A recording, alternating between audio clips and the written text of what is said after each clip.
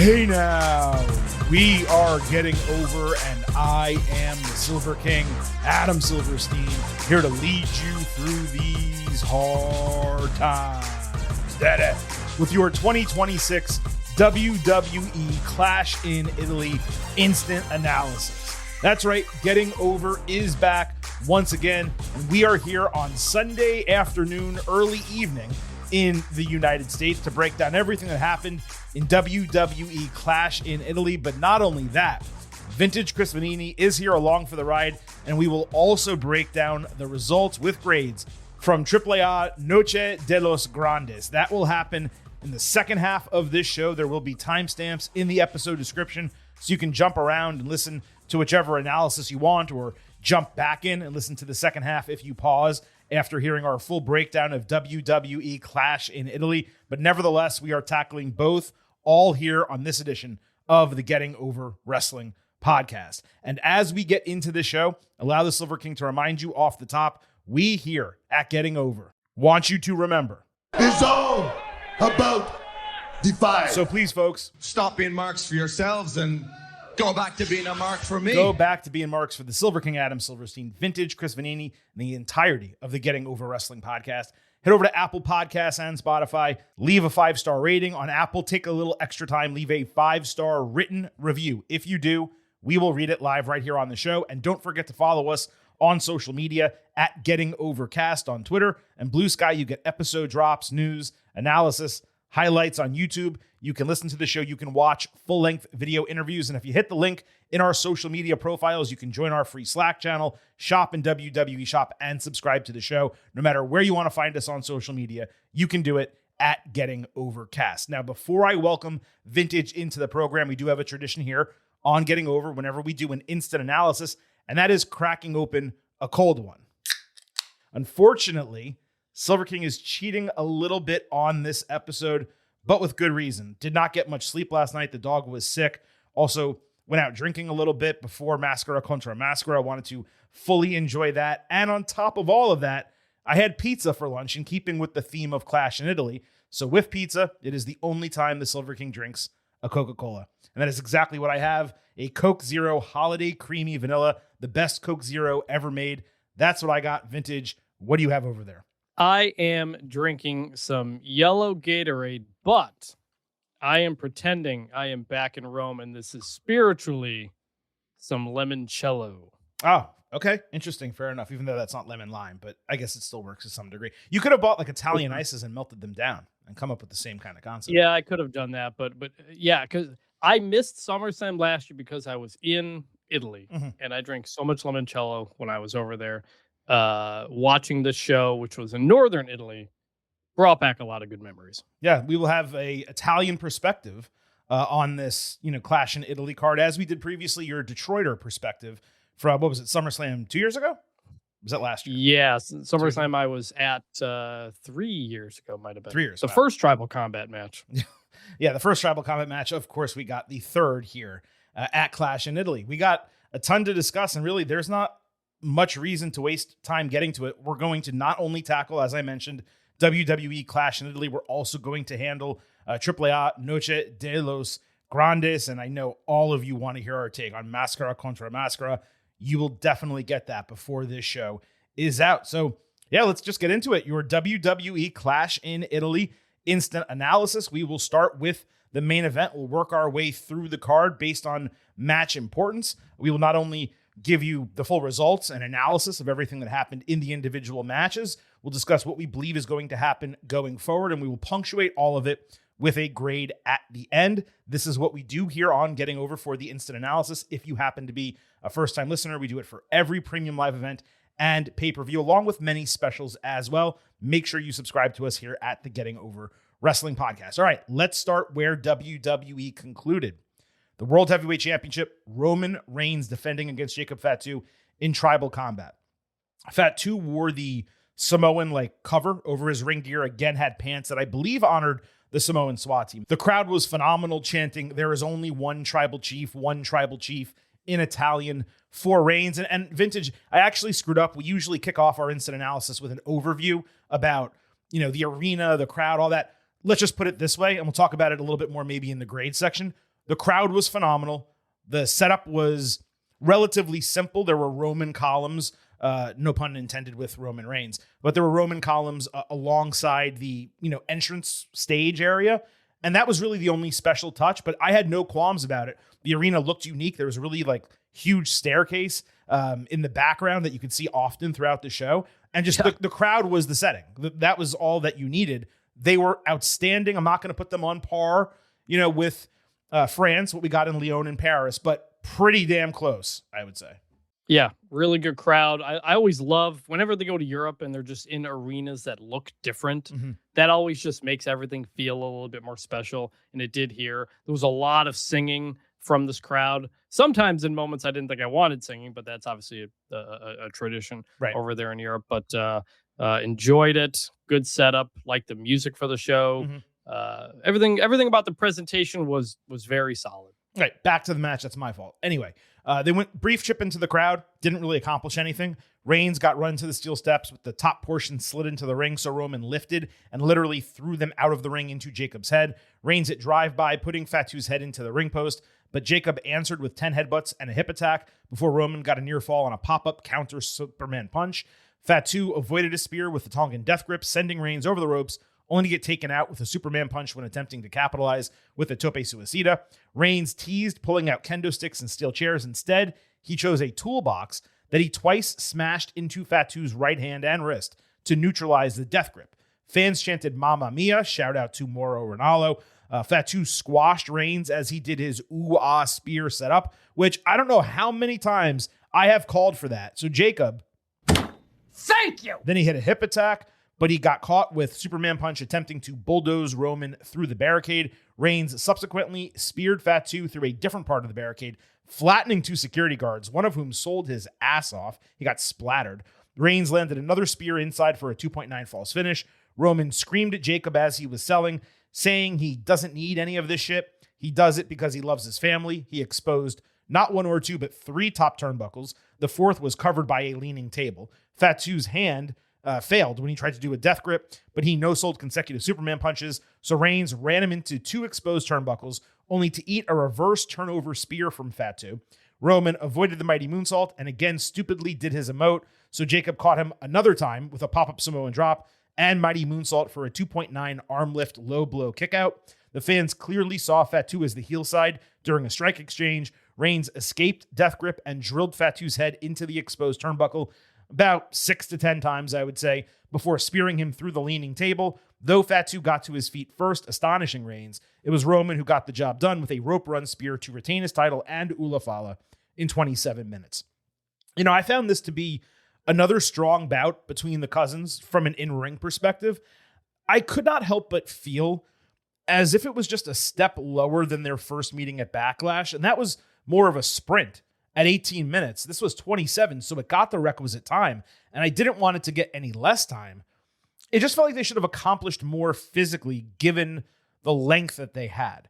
Reigns going back to the turnbuckle spot that won him the first match, that was really smart, particularly considering it was not just used once like it was in Backlash, but multiple times here. Given the stakes of tribal combat, he needed more to put Fatu down. Similarly, attempting to limit the death grip was critical, strategically, just considering how it had been established. You want wrestlers to go above and beyond the doing my wrestling moves to do my wrestling moves. You want them to think through how they're going to defeat an opponent. And what Reigns did in this match, you got to give credit where it's due. He negated the death grip largely. He did whatever he could to do so. And then he remembered, I beat him last time with an exposed turnbuckle and a spear, so you know what I'm going to do? I'm going to use an exposed turnbuckle and 2 spears plus a table because of everything that's on the line. Unfortunately for me, despite there being significant stakes, they never felt as overwhelming as they should, just considering everything that was on the line. Commentary did not do a great job in this match of establishing, for these false finishes, oh my God, Jacob was almost tribal chief. This huge thing almost happened. And then beyond that, Michael Cole's call at the end, it really did not sit well with me, saying the Samoan werewolf has been neutered. Yeah, that's exactly what it felt like. This guy who was at a career apex had his balls cut off in the finish the way it went. Now, I'm sure the plan is for some kind of redemption story on the back end.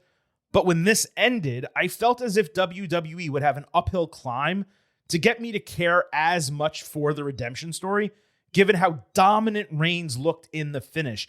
I feel like Fatu needed more here, and Reigns didn't need to cheat, and I'm glad he didn't. There's been no Usos interference, no hooded men, none of that shit, and it's great.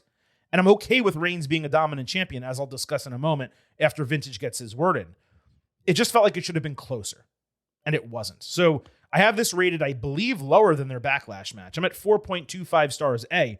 Still a great bout, still a lot of positives to take from it, but the show ended, and it kind of left something to be desired for me. Well, it was the best tribal combat match we've ever had, right? We would agree. That's true. Probably by a significant margin. Yeah, absolutely. But of the three, I'm with you as in the stakes didn't feel as high. I mean, we knew Solo wasn't going to beat Roman, but we kind of wondered if Jay might, at that SummerSlam match. Yeah.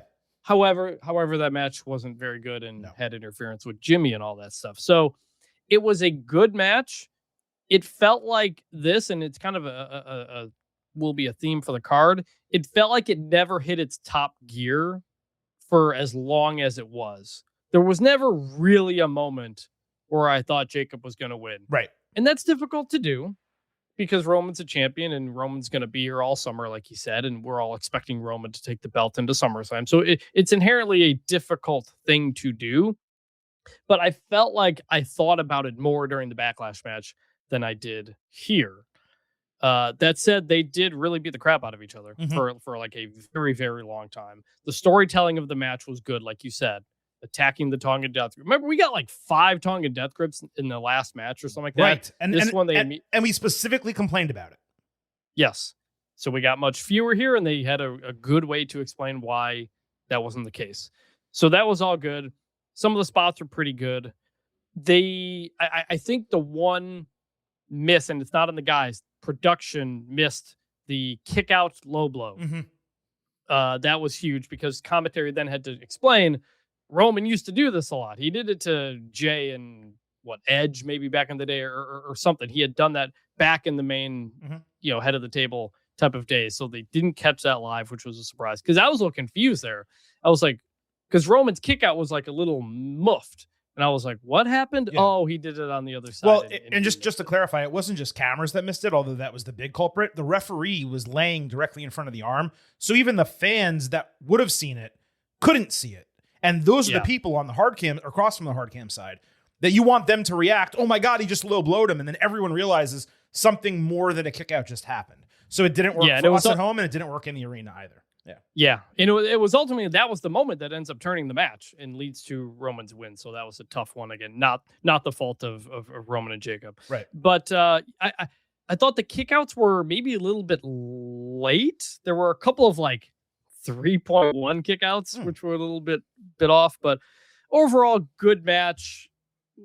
Could have gotten to another level, maybe, but they got plenty of time to do it, and it just didn't work. I think in terms of Jacob, as you said, neutered and all that stuff, we got to wait to see what happens on Monday. We do. Yeah. On Monday, he is supposed to acknowledge Roman Reigns. Something will happen out of that. I imagine that will be the moment to attempt to keep Jacob Fatu, at a high feared level. But look, you got 2 main events out of WrestleMania with him, and he did a pretty good job. So I think that's all in all a good thing as we move forward and figure out what happens on Raw. Yeah, I feel like people expect just because someone gets elevated into the main event, they should win the title. And it's not really how it works. Sometimes you elevate someone to a main event to see if the fans will buy them as a main eventer and if they can win the title in the future.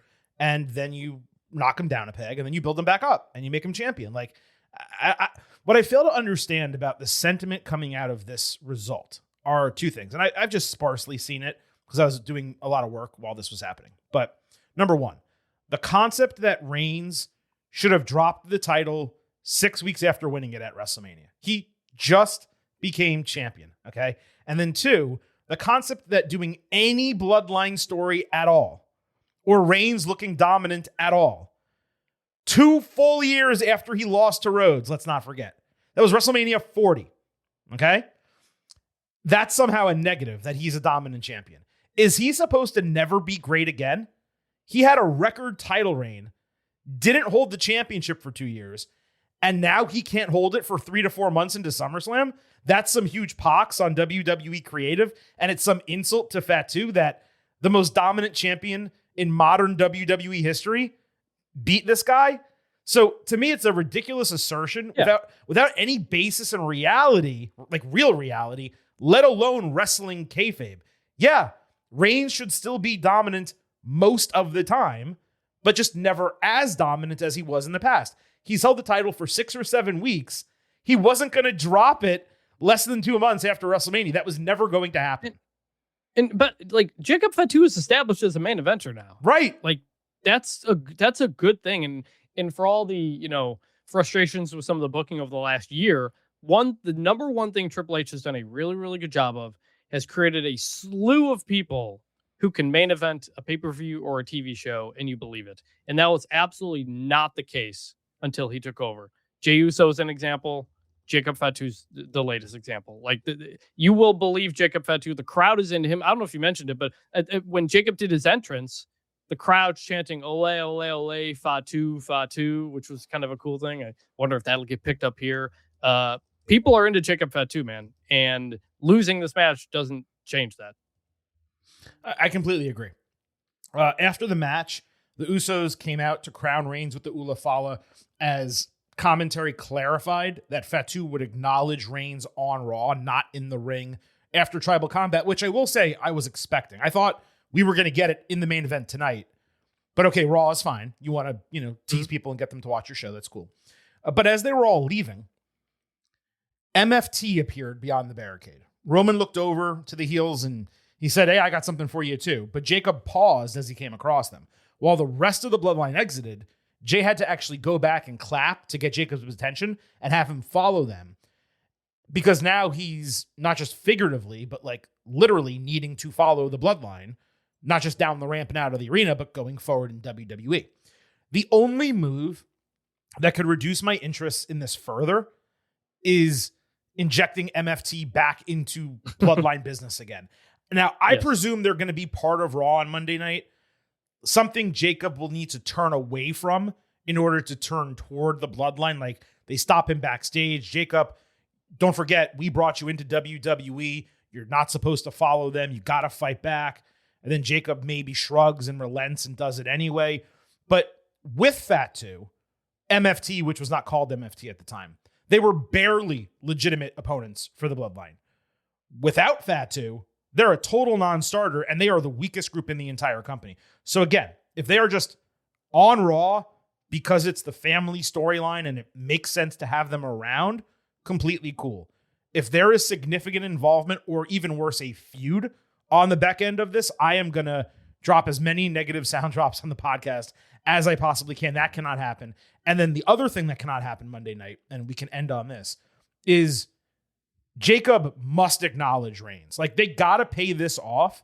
They cannot have it be another situation in which he doesn't do it. He gives him the Tongan death grip again, and then all those threats about him getting fired don't exist unless they fire him. If he refuses to acknowledge and they fire him in kayfabe from WWE and he shows up however many months later, okay, I might be able to buy that. But there's got to be a resolution. They cannot half-ass it. They can't have him remain in the company and not acknowledge the tribal chief. That just can't happen. Well, here's my other question. The MFTs are SmackDown superstars. What are they going to be doing on Raw? They're not the MFTs because they're not the My Family Trees, just like it's not an ATM machine. Okay, it is MFT. And everyone says MFT, so I'm not criticizing you, Vintage. I'm criticizing Joe Tessitore and Michael Cole and everyone on commentary and backstage who calls them the My Family Trees, and it bothers the shit out of me. I'm sorry. But yes, they are on SmackDown. You're correct. It's like RBIs. Same thing. Yeah. Which is the other thing. Like Fatu, is he on SmackDown or Raw? I'm wondering, does he acknowledge Roman, but go back to SmackDown and then feud with Solo or something? Well, they did. That's the only thing I can think. It's the only thing I could maybe think of. The idea of him having to join the group and not liking it and doing all that stuff, like, that's interesting. Like, it's an interesting story. It is naturally what is supposed to happen, which is why I don't understand the MFT stuff there. Maybe he saves them from the MFTs and whatever, and he joins them and they respect him, and it's not like he's a dog or something in the group. Like he's a respected member of the group or something. I don't know. I mean, that's the problem. Reigns said he's gonna like make him heel, and Cole talked about him like he got castrated. I mean, right? That's why issue. Like which you don't want, which is why like something happens and they respect Jacob. Like you're in the bloodline, but also like I respect you. That's the best way you gotta go. Yeah, the best way to do it is for Reigns to be like, hey man, look, you're under me and you need to acknowledge me, but I am going to treat you like an equal with the Usos. You're going to have standing and you're going to be able to voice your opinion, and we respect you and we think you're one of the best in this company and in our family's history, but you do need to acknowledge me. And if they do something like that, something that's actually mature, that if this was reality, you would hope would actually happen, then it could work. And then Jacob over time becomes disillusioned and fights back and so on and so forth. But I mean, you can't just have it be wishy-washy immediately on Monday night. You got to have him buy in. That is the intriguing storytelling.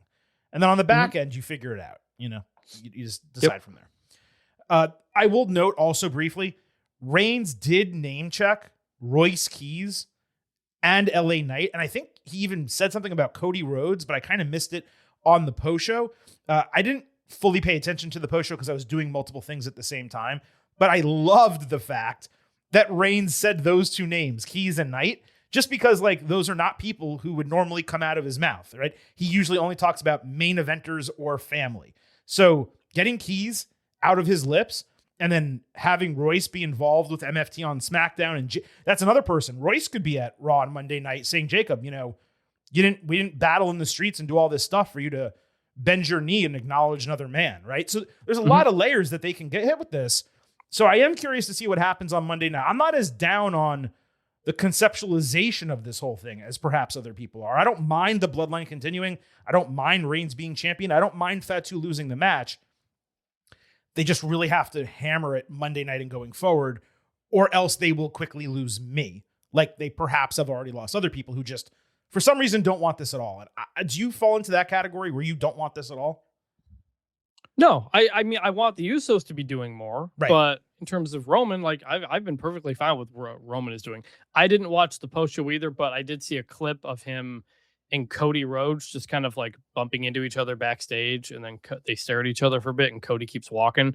So I mean, that's usually what Crown Jewel where the champions face each other, and who knows what that is. They both have to be champions. I mean, past SummerSlam for that to happen, which it more feels like they might be setting up a match, in the future, like next year's WrestleMania, next year's SummerSlam. They do a lot of that teasing stuff. Or it could just be setting up nothing and it's just something to do. Or it could be, it could be friendly rivalry. They're the two main champions and they hate each other. And, we know this, man. So, All right, moving to the opening match, the WWE Championship. Speaking of, Cody Rhodes defending against Gunther. This not only opened the show, it aired live on ESPN. And I did forget to mention at the start of the show, because SmackDown airs approximately 24 hours before WWE Premium Live Events. This time it was 48 hours because of a rare WWE PLE on Sunday. Anything that happens on SmackDown that is a direct go-home build to the PLE, we break down here on the Instant Analysis. So we're going to do that in two different matches, the first one being Cody and Gunther, as I just said.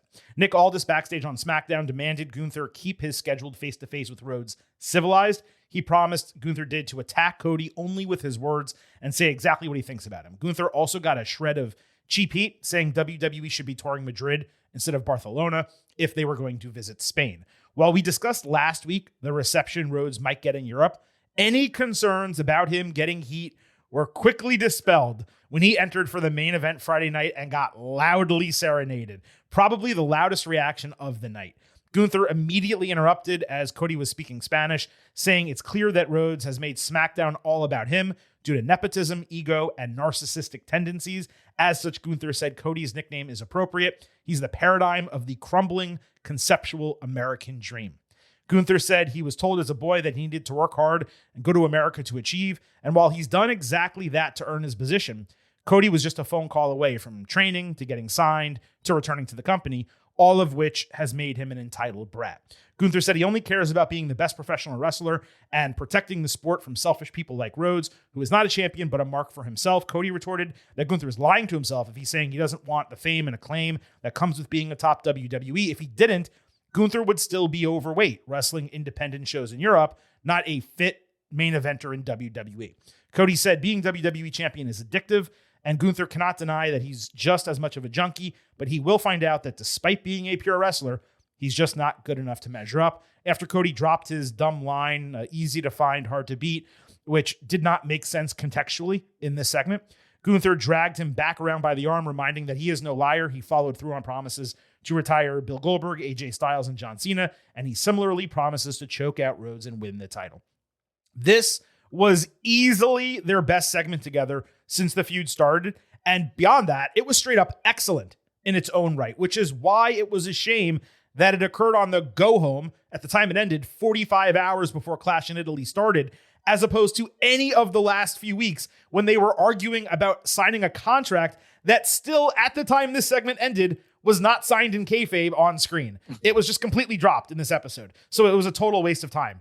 Gunther's concept of Rhodes getting the easy road to WWE made perfect sense, juxtaposed with his path, and Cody being able to shoot back at him, how Gunther changed his look and his entire process to become more marketable and more of a WWE superstar. That hit incredibly well. For any fans out there who have ever read Arnold Schwarzenegger's book or watched, I believe he has a docuseries on Netflix called Arnold, the path that Gunther laid out for himself to America, it was not that dissimilar from Arnold. So that hit for me as someone who's read his book and who has seen that docuseries. And it's great, by the way. You should definitely watch that. But getting back to this, the fans did not respond to the weight comment as strongly as I expected, but they were fully invested in the back and forth. And it was nice that it lived up to its promise and didn't really get physical because we've seen plenty of that. This was probably the segment they should have had 2 weeks after Gunther attacked Rhodes. Then they could have signed the contract and spent the last week building an additional block on top of the foundation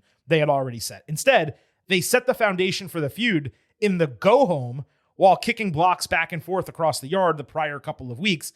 And that kind of told us going into the match vintage, this is not going to be the only time they fight. Am I crazy in saying this is one of the best promos Gunther has ever cut? You are not crazy to say that, at all. It was fantastic. It was focused. It had a through line. It was correct in many sense. Mm-hmm. And in some of the criticisms, the kind of criticisms of America that Gunther made, it led to clapping from the crowd. Yeah. Like the crowd was like not like cheering, like clapping for some of the things he was saying. Talking about the crumbling American dream and kind of stuff like that. So yeah, I was like, whoa, where has this been for the last couple of weeks? This is a great story, and we're getting it 2 days before the match. So I agree. Would have been nice to get this earlier. And I also said, is the contract signed or not? I don't know. Gunther received a hero's welcome Sunday with a full serenade, and he came out wearing an athletic jacket rather than his robe. He looked like $1 million vintage. You always have comments about Gunther's look. I thought this was an improvement. What about you? Yes, thank you for throwing it to me because I was going to interrupt you if you didn't. Gunther, first off, on the song, this entrance is exactly why I wanted him to go back to this song, because you knew he would get to a crowd that would sing the song when he enters. And when that happens, it is incredible. It is intimidating. Mm-hmm. It is grand. It makes him feel like the biggest thing in the world. And we hadn't seen it very much, but we got it here. I want this to happen every time Gunther enters. The Italian crowd absolutely stepped up. On top of that, Gunther, the jacket and everything looked good. And when he took it all off, it's the most ripped I think he's ever looked. He looked incredible. And I say that having seen one of those overweight pictures of him like a couple of days ago online. And, you know, the weight loss and all that stuff, the name change, that was stuff people used to talk about a number of years ago. But he looked incredible. This was the most fit and defined he's ever been, which is impressive considering he already looked incredible and has for a couple years now. But I don't know, man. Maybe he just did a bunch of push-ups and sit-ups backstage or something, crunches. He looked like $1 million and deservedly so. The only change I would have made is I've never in my entire wrestling fandom liked when a wrestler wears an athletic jacket with, tights, like Speedo tights. Yeah. Wear some pants, take them off, and you're okay. Like just rip them off. You know what I mean? Like Adidas, like tearaway pants. Just do something like that, you know? It does look weird, but I will say, for whatever reason, the body shape of him, it looked the least bad on him as much as anybody. That's true. That's a great point. Cody came out in his same gold WrestleMania mask, but with the left eye hole broken and bloodied, recalling the Randy Orton punt kick, which I was like, is that a giveaway? Because we referenced that possibility on the Ultimate Preview. Also, Cody's jacket, it was American in flavor, but his logo sported the Italian colors, which was a really nice touch. 0 jeers for Cody again. Maybe his loudest pop of the entire year. So, no, European fans did not turn on the American boy. Classic old school start to this match with a lockup and exchanges before Cody landed a bionic elbow and pedigree super early inside the first 5 minutes. Gunther responded with a huge shotgun dropkick and a powerbomb stack. Rhodes answered with disaster kick and a crossroads for a false finish under 7 minutes into the match. Gunther caught a Cody cutter attempt in a sleeper hold, and while Rhodes twice escaped, it went right back in with hammer elbows that appeared to knock Cody out, only for him to crawl for a rope break. A chop and lariat exchange followed, with Gunther obviously winning that exchange. Cody cutter landed after a counter sequence, and a second crossroads by the ropes led to a 1-2-3, but the camera obscured Gunther's foot, which was clearly underneath the bottom rope, which means the count never should have started in the first place because he was out of the ring, equivalent. Now, it was obvious from the 5-minute mark onward that this was not going to be a complete match. They basically skipped the entire exposition stage and jumped right into the hotly contested action in the middle. And because of that, it only went 12 minutes. For a world championship match with wrestlers of this caliber, opening a show that was this red hot, the crowd was insane for both of them. You could argue they got the two best reactions of the entire night, and it was the opening match. I'm actually going to go back and circle back on that because Brock Lesnar and Obafemi got crazy reactions too. Yeah. But you could at least argue it. They got 2 of the 4 best, let's say, reactions of the entire night. For that, this match was extremely disappointing. So it neither got enough time nor it delivered what they can achieve because they didn't have the opportunity to do it. We saw a much better affair between them at Crown Jewel 2 years ago, though this one felt as if it was on its way to being even better. The work was super smooth, and I loved the sequences, and then it just ended. The action was great between the bells, but on top of the short runtime, the finish was extremely weak and relatively pathetic. Again, the Crown Jewel finish was much better by direct comparison, where I believe Cody was in the sleeper, he flipped over backwards and got the 1-2-3. This, comparatively, was incredibly underwhelming. Why is Gunther taking a visual pin after retiring 3 legends? Why is that happening in, forget less than 20 minutes, in 12 minutes? We blame so much of what happens at WWE PLEs purely on Paul Levesque's booking. But to me, this 100% felt like a match that was victimized by circumstance. That being ESPN commercial breaks on a Sunday afternoon in May. It feels like there are so many cooks in the kitchen overall and too many obstacles for this creative team to overcome that are out of their control. But my answer is, don't make this your opening match. This was a TV main event masquerading as a PLE world title match. I'm at 3.75 stars B+, which is low for something that should have had a basement grade of a A. It was a super flat finish, incredibly boring result despite quality work. And I seriously do hope they run it back because I know we can get an incredible match between them, but this was not that. Yeah, this was incredibly disappointing, the finish and the booking of it all. So I watched a little bit of the pre-show. I turned it on while I was doing something. And Cody has an interview with Joe Tessitore. And in this interview, Cody completely downplays and dismisses Gunther retiring John Cena and AJ Styles and Goldberg. Like multiple times. He says, I beat those guys too. And this was at the end of their careers. Basically, he says it's like a different weight class. But also, Gunther is the best he's ever been. And I listened to that. I was like, what are you talking about? What is, like, why are you telling me Gunther's great and also diminishing all of his recent accomplishments that WWE put so much attention onto? And that combined with the context of Brock and Oba, which we'll get to, my thought was, are we just completely moving away from Gunther, the career killer now? And if so, my God, did they completely waste what they had done over the last let me interject briefly. That can't be a career-long storyline or gimmick, I should say. No, it can't be. But so if he's done his duty to that degree, now I know what your point is. Your point is, well, okay, have him win the world championship. And then once he loses that, you can get away from him being a career killer. I'm completely with you on that. I'm just saying that is not a gimmick that you can run for another 10 years. No. But we had wondered, is Gunther going to retire Brock at SummerSlam? It seems like that's not going to happen. Okay. But for Cody to be like, that doesn't even matter, but also Gunther is great, was just so contradictory and jarring. Where did that happen? And that was on the pre-show? It was on the pre-show. Yeah, he has an interview with Joe Tessitore. And it was like, Cody's really good in those settings, but it was just such a weird thing to say. I was like, are we just completely moving past that now? And if we are, why is it happening in an interview on the pre-show and not anywhere else? So that was a weird feeling going into the match.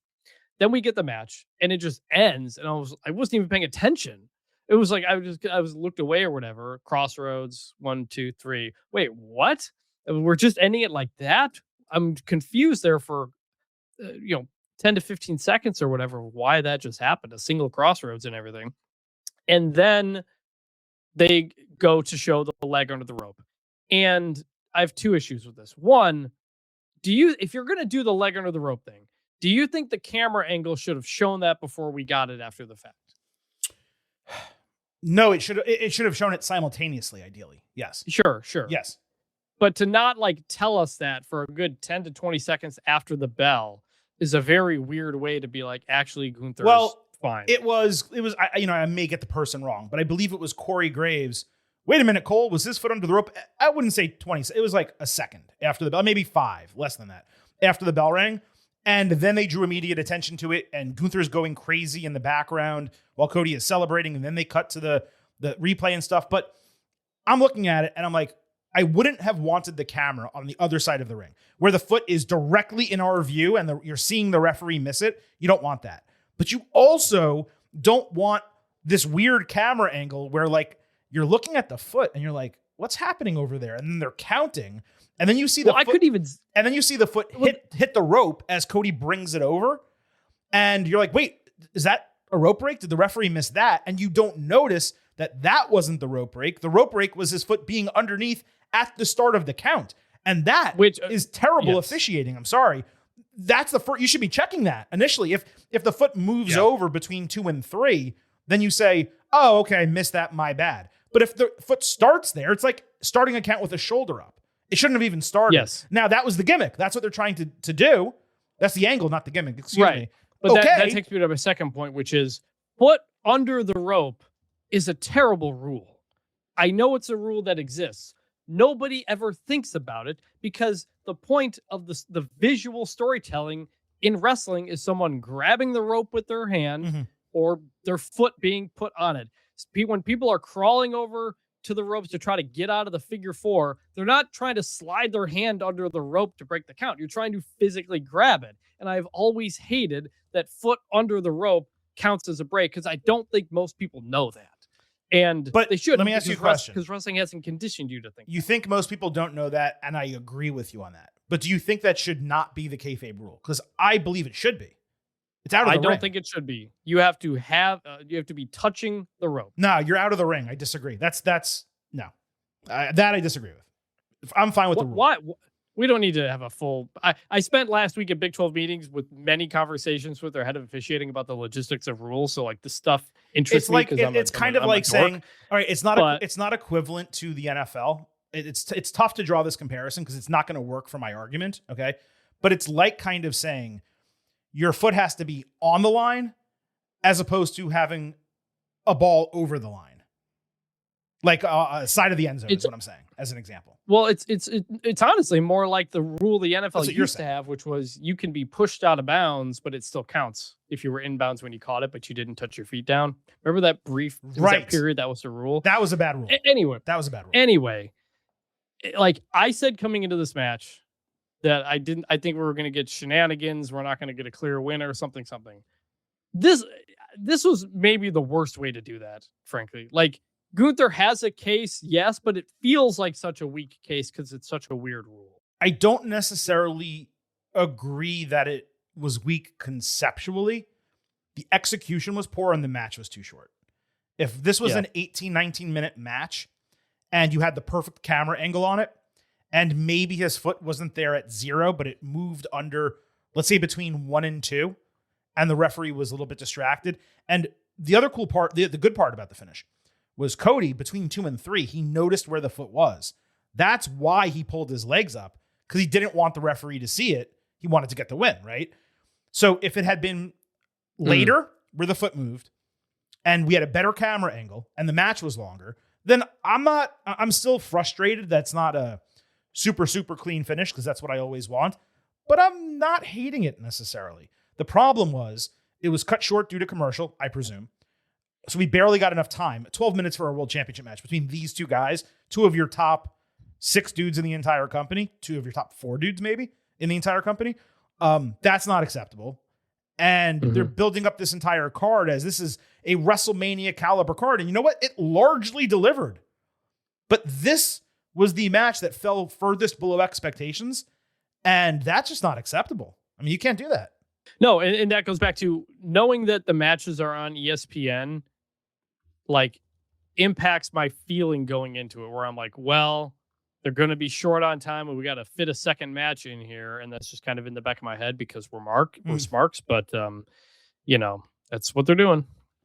So Vintage, the question I have for you coming out of this is like, what exactly was the benefit of doing this booking to rematch at Night of Champions so Cody can retain there also? Like, if you're going to have Gunther win the WWE Championship, you do it in Italy, live on ESPN, with the reaction that he's getting there. Now, you're going to say, well, he'd get cheered if he wanted here, and we want him to get booed if anyone sees him taking the title.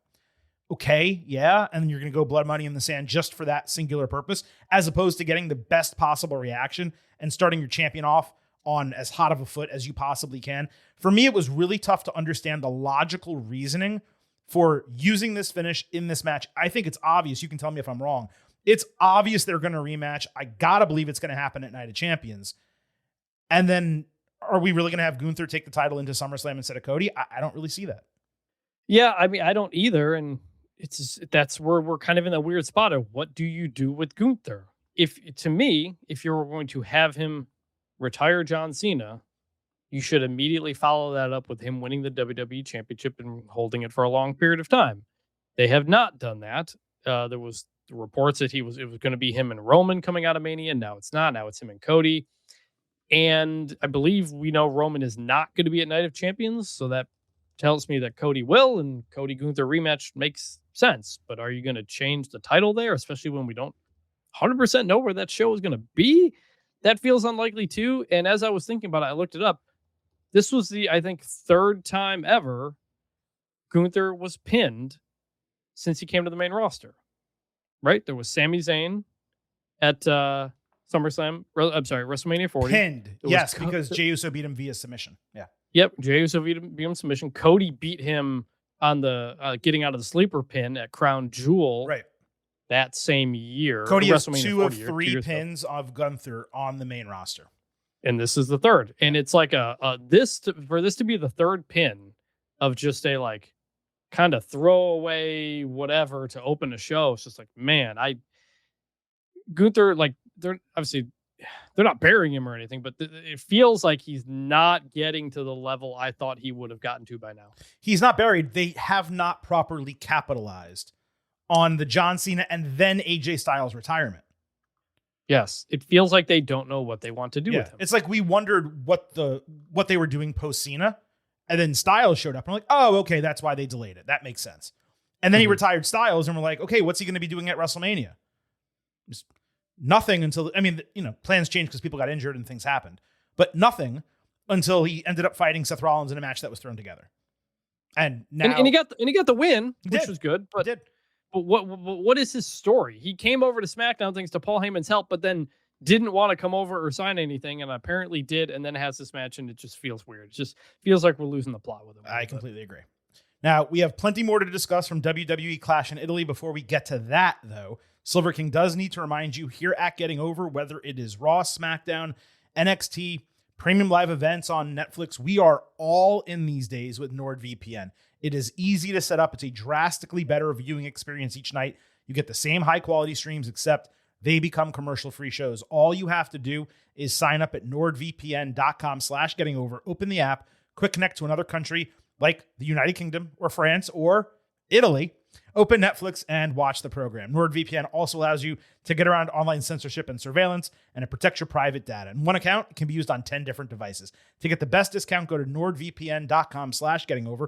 Our link will give you 4 extra free months off the 2-year plan, and there's no risk. Nord has a 30-day money-back guarantee. So improve your WWE viewing, save some money, browse safer online, get the best discount for the best VPN at nordvpn.com/gettingover. We love having NordVPN as our official sponsor, and every single week I hear from at least 2 listeners who say, I signed up for NordVPN, Silver King. Tell me what to do. And I say to all of them, I tell you what to do pretty much every week on the podcast. But okay, I'll tell you personally, whether it's email, whether it's DM, sometimes in our Slack room, people are asking me how to use NordVPN, but it's because they have it. And then once they start using it, they love it. nordvpn.com/gettingover. All right. One of the 2 matches that I know everyone has waited with bating breaths for us to discuss on this episode. Oba Femi, Brock Lesnar, Part 2. Cole before the bell mentioned that Lesnar still considers himself retired, even though he was about to wrestle a contracted match. The crowd literally serenaded Lesnar with his entrance theme, which I do not believe has ever happened anywhere before. The chants and grunts for Femi were somehow even louder than that, and they were crazy loud for Lesnar. Anyway, the bell rang, and you knew exactly what you were getting. Oh, we got 2 big meaty men bumping me tonight. Lesnar again attacked Femi with the lights off, immediately hitting 4 F5s for a delayed cover false finish at 50 seconds. So Lesnar pounced with a Kimura lock, but after struggling for a good bit, Oba deadlifted Brock into the air, slammed him down to escape. Femi escaped it a second time, but Lesnar countered out of a chokeslam, hitting a 5th F5 for another false finish. Oba avoided another F5 with half of a chokeslam and a clothesline that sent them both outside of the ring. They each took a ring post shot before Lesnar avoided a chokeslam and hit his 6th F5 of Femi through the announce table. Brock went for the countout, but Oba straight went from knocked out to on his feet at 6, and Lesnar sold it like he saw a ghost when Oba stood up. Femi drilled him with 3 European uppercuts and a toss slam, but Lesnar leapt out of fall from grace over Oba's head, insanely impressive at 48 years old, and he hit a 7th F5 to get the win in 6 minutes plus. Big meaty man slapping meat. That's what I want. Reinforce the ring post. The beef's gonna be flying tonight, gentlemen. There's a lot of beef out here. He don't want no water. He don't want no bread. All he wants is meat. Admittedly, I was a tad worried at first the way this match started. Same. I got to give major credit to WWE. There was only one correct way to book a Lesnar victory over Femi, and they got it exactly right. Oba is so popular and so monstrous in the ring that putting Brock over him required a deft touch. Having Femi take 6 of Lesnar's finishers, including 1 through a table, twice kick out of the move, not tap to the Kimura, and still respawn outside, looking like a bat out of hell, shot out of a cannon going back into the ring, using all of his remaining energy to trying to take Brock out, only to succumb to a 7th and final F5 after Brock barely escaped fall from grace in an incredibly impressive and athletic maneuver. You can't book a match much better than that. Despite Femi losing, this exceeded their WrestleMania match in quality, and that was nearly perfect. And I'm glad I was wrong, and they did not run the Undertaker booking with Lesnar cheating to win. I like that Femi took a clean loss. It established that Lesnar is game for the upcoming rubber match, and it didn't skate his way into that third match like Taker did. Plus, it gets Femi's first loss out of the way. That's going to wind up being a huge positive in the long run. My only real note is that I wish Lesnar had infused some German suplexes and other moves and relied a little bit less on just an F5. The guy can do a lot of different things. Put some variety in here. Now, some of you may believe this grade is a bit exaggerated, but again, I do need to remind you. Big meaty man slapping meat. That's what I want. That's what I want to see. That's largely, I believe, what Vintage wants to see. And frankly, for the audience that we've cultivated here, I believe that's what many of you want to see. It's a tenet of our show. It makes for incredible professional wrestling, And the only reason I'm not going even higher is because I legitimately believe their final match will be the piece de resistance. I think that is going to be the greatest, biggest, and meatiest man match of all time. I'm at 4.75 stars, A+, Wow. and 5 slabs of beef. I effing loved this. Unequivocally loved this. Vintage, go ahead. I like the WrestleMania match more. Maybe that's because I got in my head at the beginning, and when we've hit the 4th F5, I'm already mad that he's losing like this. Yeah, they worked you, bro. They did. No, they did. That's They good. did work me from there. My problem is, like you said, can we do some other moves here? Like, he's Suplex City Brock Lesnar. Mhm. Like, it felt like the laziest way to do what was a smartly booked match. Like, did it have to be 4 F5s to start the match after he did 5 on, was it 5, I think, on the Raw before? It's like, it's taken finisher spam to a whole other level. AEW would be loving this right now. One point of order before you continue. Roman Reigns kicked out of 6. So they were trying to establish. Either, No, didn't. You're the only one who remembers that. But okay, I don't think I am. But they were establishing, how can Oba lose to 4 if Roman kicked out of 6? Here's the thing: the story I would tell with that, which they're not, because it's supposed to be about Oba. Because I saw some people saying, well, if Oba can kick out a 6 F5, shouldn't he be able to destroy Cody or Roman or whoever with ease? Mm-hmm. And my reaction is, no, he's, what you said, 48 years old. Right. Like, Brock he's not peak Brock Lesnar. What his moves don't have as much impact. And that would be a fascinating story going into, if we presume, Brock Lesnar's retirement match at SummerSlam. However, that makes Brock the story when you want to make Oba the story. And so that's ultimately why you get what you get. Brock looked exhausted when Oba stood up on the table to come back into the ring. Like, he sold it great. He was incredulous. He's like, I can't believe this is still going. Like, he was huffing and puffing and red all over, because he's like an old man in wrestling. He's now. 20 years older than Oba Femi. Like, literally 20 years older. I shouldn't say, like, I expect Brock Lesnar to give us a 15-minute match here or a 10-minute match, because I don't think he can. I just, like you said, I think I would have preferred different moves, because now, like, an F5 doesn't mean anything to me right now. Like, he hits the 6th or the 7th, and I'm just like, well, is this the one that does it or not? Rather than, oh my God, I can't believe he kicked out, because he kicked out of it a billion times at this point. So, like, it was good. To me, it wasn't as good as WrestleMania, which felt, in part because WrestleMania felt fresh. We hadn't seen these guys wrestle before. And in this one we had, and they didn't really do anything new. They just finisher spammed it, and it was what it was. So it was good. I like the other one better.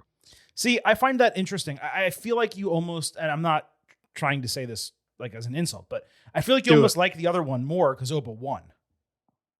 No, I like the other one more because it felt fresh. And this one, by nature of being the rematch, can't feel fresh unless you do something different. And instead, they just did like 2 things. I don't know. I found it to be pretty damn different, I just got to say. But regardless, and look, it's also possible that I'm a prisoner of the moment here. This is why we do a second look here on the podcast. I'll rewatch this match back. It was only 7 minutes. I'll be able to do it again. Silver King may well come back on Tuesday and say, okay, it was an A match on an A+, and I got over my skis a little bit. Sorry about that. Totally possible. What I'm telling you is this match started. The F5 started, and I was like, oh my God, I can't believe this is what they're doing. And then he kicked out, and I was transfixed for the remainder of that match. They have almost... I will say, they made me think Oba could win after that. Oh, yeah. I believed he had a 50-50 chance after that, I thought. Yeah. They have, on the road into WrestleMania, they batted 1,000. They knocked this out of the park. Every segment was perfect. Coming out of WrestleMania, once Lesnar returned here, there have been a couple inconsistencies. The back and forth about whether he is retired or not retired bothers me. This match, just say I'm coming out of retirement for you. Like, why not just say that? Why are we trying to say he's still retired? What does that even mean? It's odd. It's odd. It's like he's making an exception to his retirement. You just retired 5 weeks ago. It doesn't really make sense. Yeah. But so that was one flaw. The way they're wording that, the verbiage they're using, and then the second flaw was in this match, just a lack of variety. But again, I remain steadfast. These first two matches were booked and wrestled the way they were to set up the rubber match, the final salvo for Brock Lesnar, what will most likely be his retirement at SummerSlam. And that has been ratcheted up now, this rubber match, in my opinion, to a significant degree. I've seen the sentiment out there again. They only needed to do one match at WrestleMania. It was perfect. That's it. Maybe. There would have been no argument for me if that was his retirement and Oba was made and that's it. But when you're dealing with someone like Brock Lesnar, who had been platformed by WWE as this champion who was so dominant, he didn't even need to show up on the show. And they had to make another championship because he wasn't around and he would only defend it on the biggest shows of the year because that's how dominant he was. And you have a guy who debuted on the main roster in January and beat him at WrestleMania and led him to reconsider his entire career and go into retirement. And he came back and had to attack this kid from behind and attacked him again before the bell at this match. And you're saying that these crowds are going absolutely apeshit for this. And they're chanting for both of these guys. And Oba is somehow going to be, in my opinion, and we'll find out on Monday, I think he's going to be just as over, if not more over, coming out of this match than he even was going in, which sounds impossible. Look, it's going to be Lesnar, I'm assuming, career on the line against Femi. They'll get 10 to 15 minutes, no holds barred.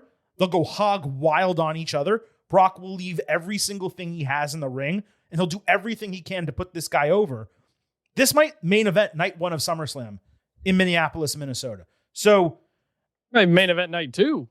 It could main event night two without question. I'm just saying it might main event night one because we know it's not going to main event night two.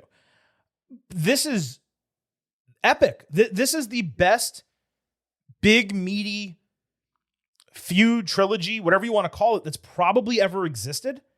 And I don't, if I can get 3 instead of 1, why would I not want that? Especially if there's storytelling behind it, which there is. So yeah. I understand, some people who just think the way they think that Oba should have won and that's it. F Brock Lesnar and whatever.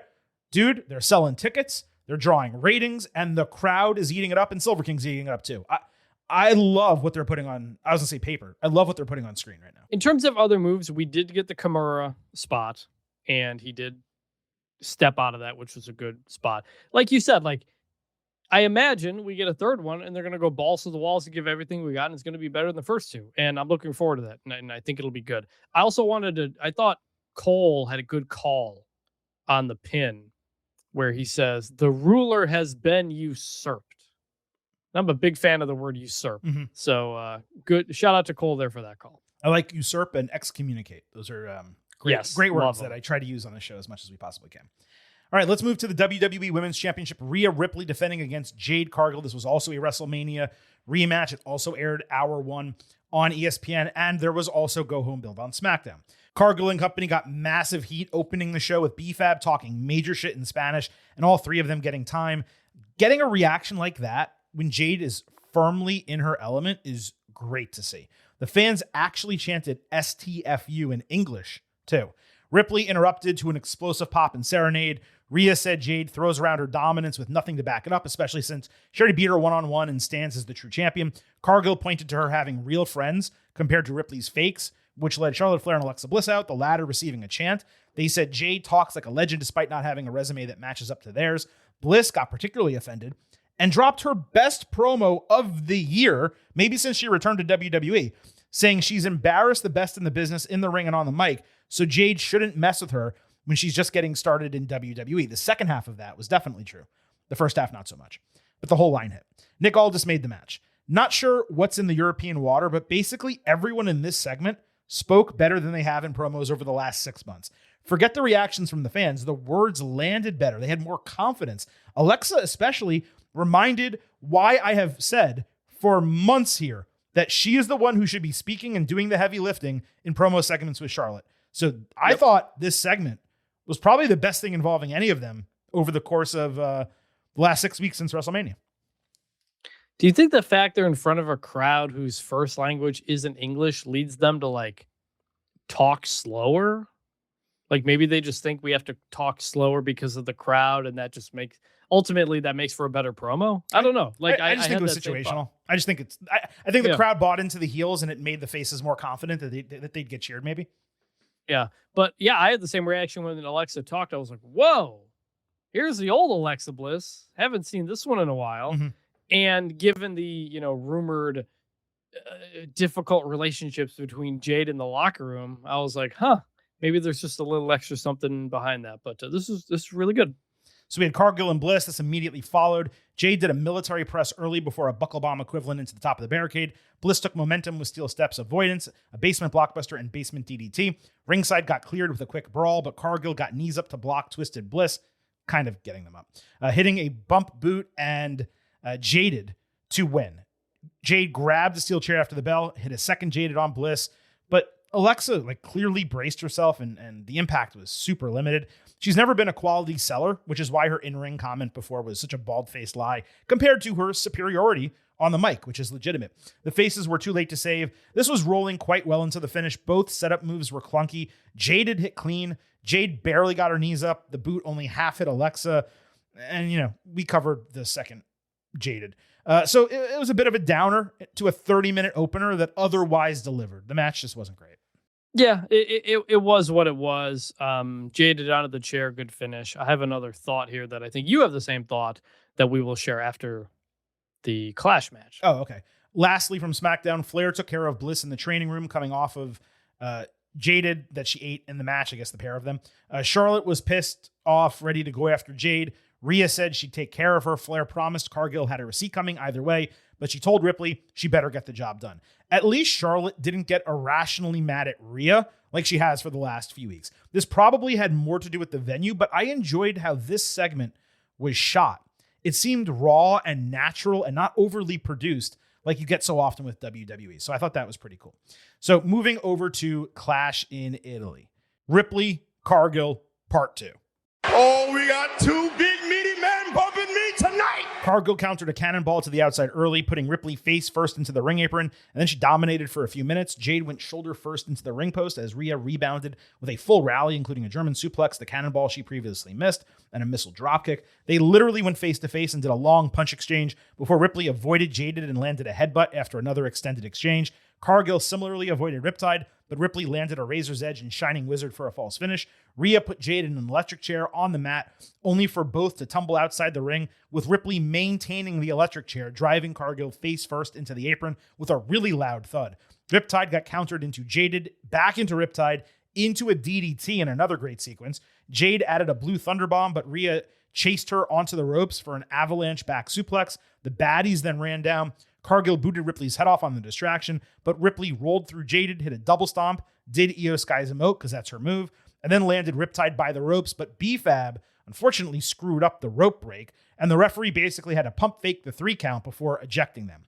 Charlotte ended up splashing the heels from the barricade, but back inside, Ripley took a pump kick and Jaded.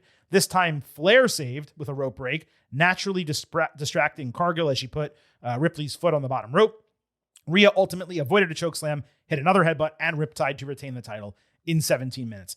What a tremendous follow-up to their awesome WrestleMania match. In some ways, you could argue this exceeded that when you consider how well Cargill wrestled. The lone flaw was B-Fab dropping Jade's leg and the referee needing to adjust, but given what transpired after with Flair, it was quickly forgotten. The major question I have is why the hell WWE ran a finish with 2 rope breaks immediately after the opening match, which literally ended in an uncalled rope break. Which goes back to my point, which is we're used to seeing rope break with the foot on the rope. Why didn't Charlotte or whoever just slide the foot under the rope? But why are you doing it? You have a 5-match show. Why are you doing 3 rope breaks in the first 2 matches? One of them ends it, and the other 2 obviously could have ended this, but they didn't. Are the producers speaking with each other? Is Paul Levesque reviewing the specific match plans in mass before the show begins? I digress, but that to me was crazy. That wasn't their fault. It was totally fine in the context of the match. In the larger context of the card, though, it was really frustrating. Ripley retaining was obvious. It was the right call. It now seems like Cargill is on a collision course with Flair, which is great because Jade clearly thrives when she's working with larger women. We've seen it with Rhea Ripley back in AEW, Chris Statlander, and now she's going to have that chance with Flair. That's hugely positive for her. This was, I got to say, it was nearly a flawless match. It was better than expected rematch after WrestleMania. I did not think it would live up to the moment that one created, but it absolutely did. And Cargill's in-ring improvement over the last 6 months, that has been steady. She deserves her flowers for stepping her game up, even if it's only in big matches against larger women.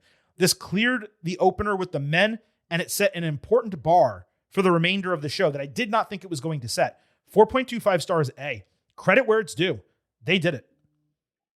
My point on Jade is what you just said, which is she just seems to work better with larger women, including, you didn't mention, Jordan Grace, who had a great match with Jade as well. And it just, that slower pace, power focused, just plays into her strengths a lot more. With smaller women, maybe it's just quicker, more thinking. I don't know. But this was another really, really good match. Once again, it was physical. They beat the crap out of each other for quite a bit. And I'm always okay with the face, quote unquote, cheating at the end if it's just to prevent a match doing the same thing the heel just did. Like, that's the exact way I like a babyface doing that and Charlotte doing that and whatnot. This was a really good match.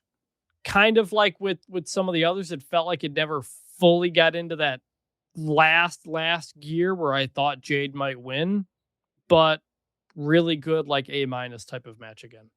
See, this is one where I disagree. I think it definitely hit the last gear. I just think their ceiling's a lot lower. Jade's ceiling is a lot lower than some other competitors. But I thought this hit all three phases of the match that you want, reached a crescendo, got emblazoned a little bit because of the, interferences, and then still finished clean. And for me, that was great. Yeah, and one other thought, you mentioned the referee having to pause, whatever. That reminds me of one other thing I forgot to say about Cody Gunther, which is the 3 count, which the referee did. He didn't really hit the mat very hard. It was 1, 2, and then you see him hit 3, but you don't hear it. And for whatever reason, I was a little bit janky. I don't know what that was, but I just thought of that. No, that's a good point. You're right. That finish just did not land. And it was the sound, the camera angle. It was so far away. It was abnormal from where it would normally get shot. They just really didn't get that match right. It's super frustrating too, because again, you're talking about a loaded card, and that was one of the reasons why it was so loaded. Not this match, which is still great, but Intercontinental Championship, Becky Lynch against Sol Ruca. This one, if it fell below expectation, okay, that's less of a hindrance to the overall card than Cody Gunther, which of course is a world championship match. Jessica Carr was the referee, which again, I know we are supposed to suspend disbelief, but it is beyond the pale that a complainer and legend like Lynch would not get it in contract that Carr is not the official for her matches. It doesn't make sense to me how that's the case. Becky slammed her hand into the base of the ring post after Sol pulled herself up using the turnbuckles, following with a ringside moonsault. They went 50-50 for a while, with Sol actually using mat-based offense as I begged her to last week. Thank you! She hit a perfect missile dropkick and running knee. Bex avoided a potential Suzuki special, and while Sol executed her finisher perfectly in springboard fashion, Lynch had scouted it, catching her for an armbar that Ruca surprisingly countered into a crossface. Bex ran Sol into the corner for a rolling pin, but Carr flew outside of the ring, avoiding getting hit by them, and therefore she was late on the count. That led to an argument.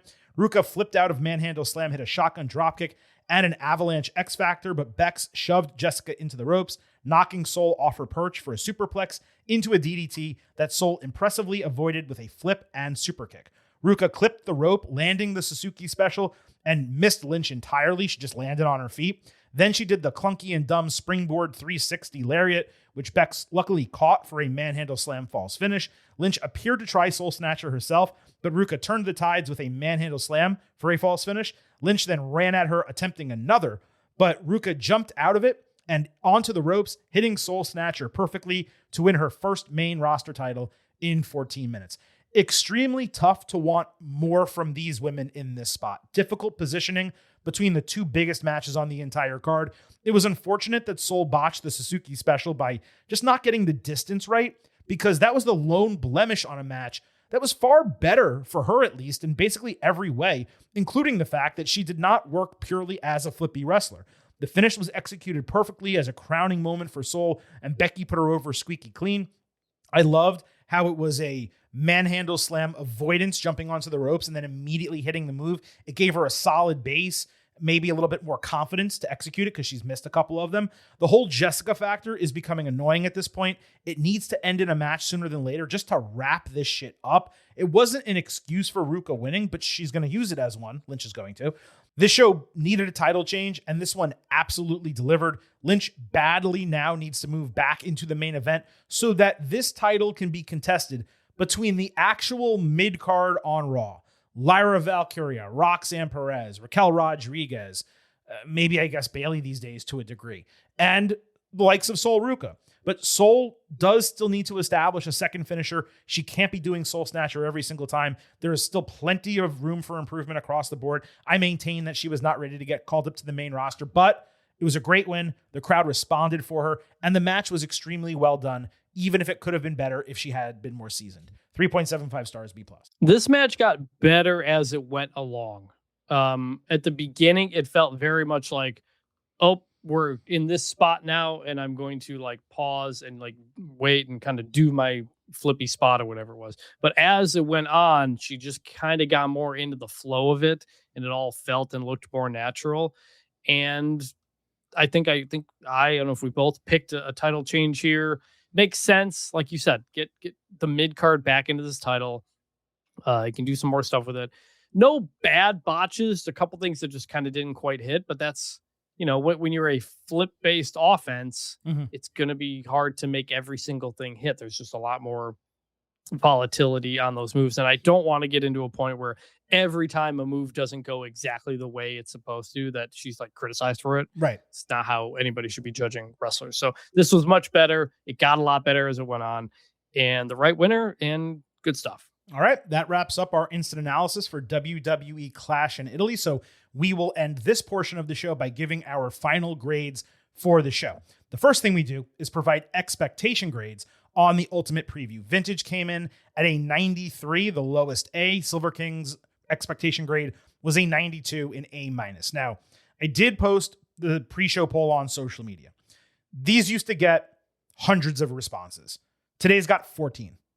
And 21% said it would be a C show, despite the card as advertised.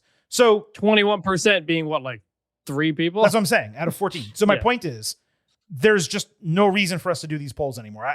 I loved everyone weighing in, and it took the temperature of Twitter even larger than our own followers. But I mean, we have thousands of followers. It got 14 votes, and it didn't expand beyond whoever follows us. So it just doesn't make any sense to do this anymore. So it's not going to be part of the show going forward unless Twitter fixes its algorithm. Instead, we're just going to stick with our grades, and we'll hope and assume, because you guys are usually pretty close to us anyway, we'll hope and assume that you guys are in the same vein. As always, when we give final grades for shows, Vintage, you have the opportunity to go first. What is your grade for WWE Clash in Italy? 91 A-. Little bit lower. We did get one title change, but I think some of the matches either didn't live up to what I hoped they would be in terms of Cody Gunther, or didn't quite get where I thought they could. But everything else was good. It just wasn't maybe... I gave it an A because of the card. The card was ridiculous. That is a WrestleMania level card. And so just out of sheer, like, I felt like I had to. It was going to be maybe hard to live up to it. And it didn't quite get there, but it was a good show. I think, like, in terms of recent shows and grades, I liked AEW Double or Nothing more. Oh, yeah. And so when I compare it to that, I want to be below that. I think I gave that a 92 A-, so I'm giving this a 91. I thought you gave that an A, no? Oh, no, you were an A-, and I was surprised, I think, that you gave it an A-. Yeah. Maybe. Yeah, I agree with that mindset and everything. Let me ask you a question before I give my grade. 5 matches, how many of them exceeded expectations, lived up to expectations, and fell below expectations? Those are your 3 categories. Exceeded, Jade Rhea, met expectations, Roman, Jacob, Becky, Sol, below expectations, Gunther, Cody, and what was the other one? Oba. Brock Oba was about what I expected. So only one fell below expectations for you. Yeah, and only one was above. Yeah, I think Cody Gunther similarly was the only match that actually fell below expectations. Rhea and Jade and Oba and Brock actually both exceeded for me. And then Roman, Jacob, and Becky Soul pretty much met expectations. So I guess I'm slightly higher maybe than you are in that degree, which explains my grade. I'm just not moving. 92 A-. It was the highest A- it possibly could be. The show did not hit its ceiling, which would have needed another 10 minutes in Cody and Gunther, and something more substantial in Reigns and Fatu. Had that happened, it would have been the WWE show of the year and a huge bar for that company to set. I don't necessarily grade, WWE immediately against a prior WWE event or AEW Double or Nothing. But if we are making the comparison, which you did, I gave that show either a 94 or 95. I gave it a flat A. And this is appropriately below that, despite the fact that I had a great time watching it and I was super entertained. I was disappointed that neither Julia nor Liv Morgan were on this card. The crowd was understandably wild for Liv on the Countdown show. I know Julia in a match would not have made any sense, either based on brand or alignment. I feel like they could have bubbled up something based on like actual Italian heritage versus American Italian, just to get on the show. For people who don't know, she is Italian Japanese. I believe so. Yes. Right. Yeah. So that, but she's on SmackDown, right? And they were in Spain. Yeah, so and Liv's on Raw, and but Liv hasn't had an opponent. But Julia, hey, the show's coming up. Blah blah blah. Like, there's been thinner matches. Maybe we do it on Raw. I don't know. It's possible. possible. Don't know what's going to happen on Raw. It's not impossible. I was just disappointed that neither of them were on it. They made such a concerted effort to get Alba Fire and Isla Dawn on the Scotland show with Drew McIntyre, Clash in the Castle. They won the titles on. But it also felt like that happened to give them the win because Drew was going to lose. Because Drew was going to lose, also someone else, I think Scottish or European on the show lost. Piper Niven. And also one of their mothers died. I think like Alba's mom died or something like that. And it was a really feel-good moment. I'm just saying. Might have been dad. I'm just saying, on a 2-hour Countdown show, they couldn't have gotten Julia in like a pre-show match, or done something. I was just disappointed. Now, they don't do pre-show matches. They don't regularly. They do occasionally. Julia was in the crowd. She got a nice pop. It bothered me. The other note I had coming out of this show is that, look, this ESPN deal, it's been great for TKO and for WWE exposure.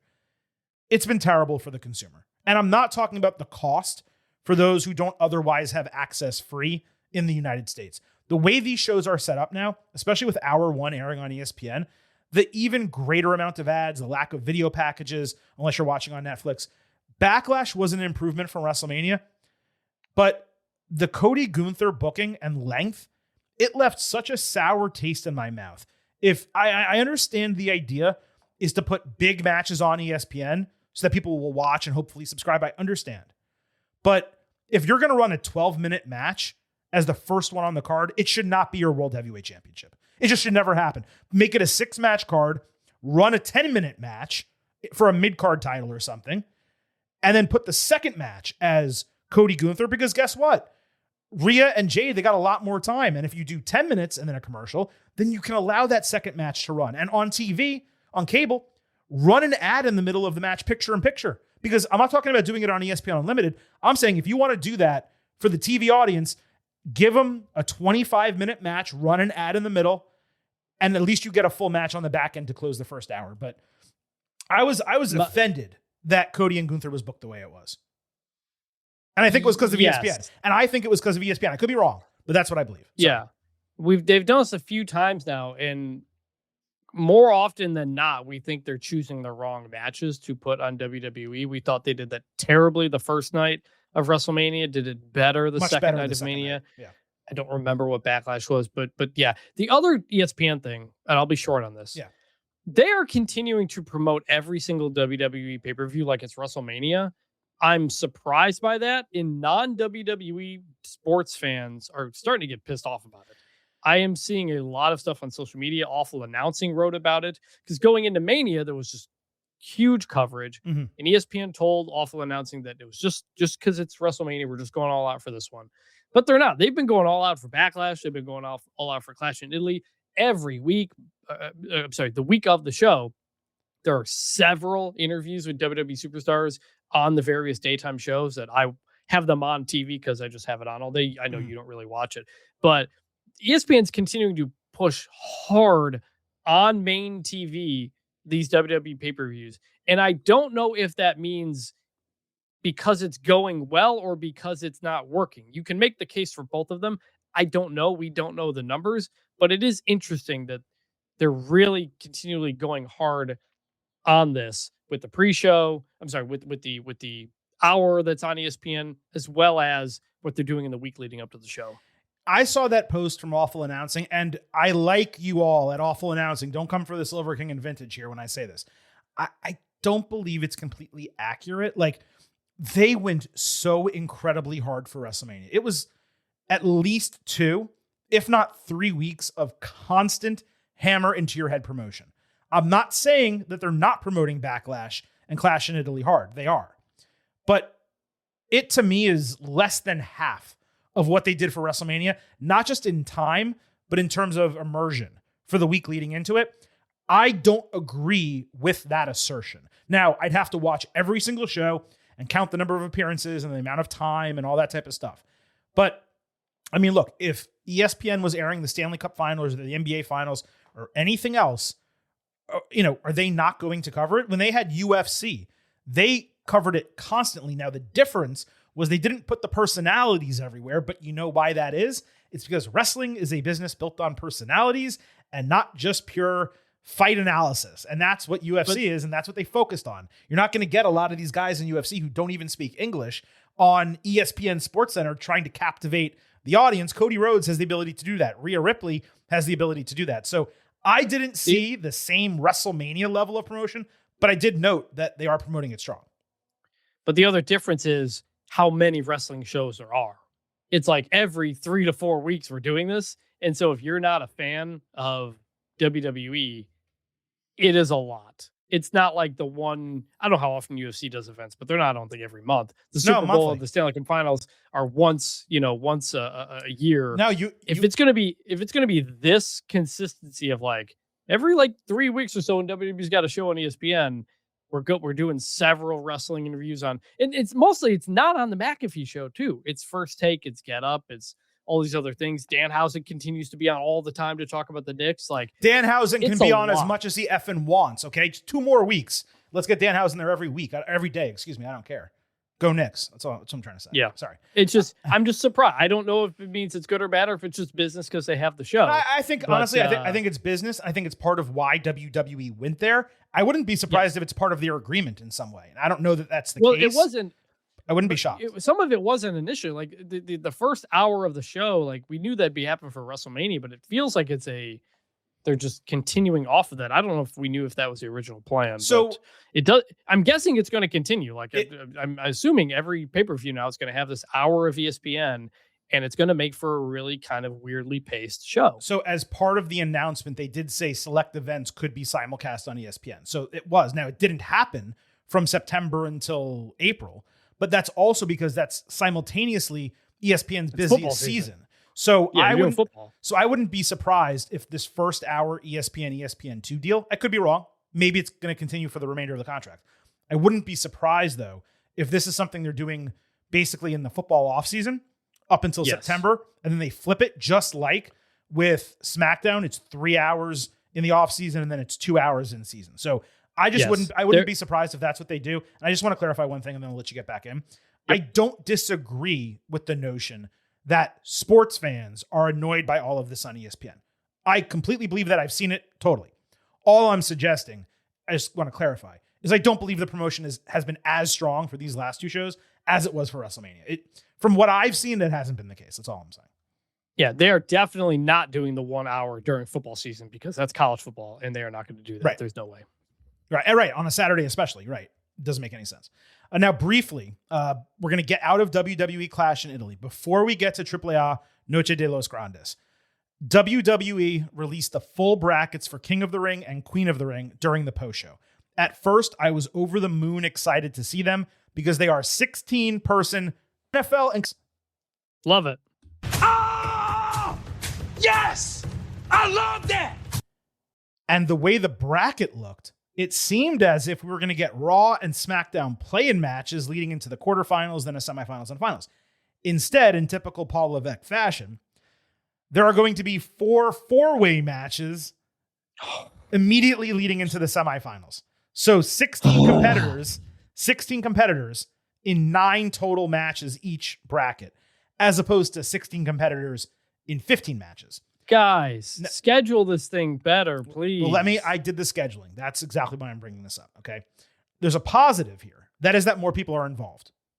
A negative is that we can't get a real tournament despite there being 5.5 hours of TV weekly and 8 shows before Night of Champions at the end of June.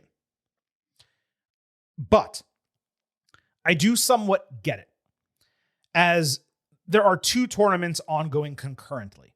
If it was only King of the Ring, there would be no excuse for this.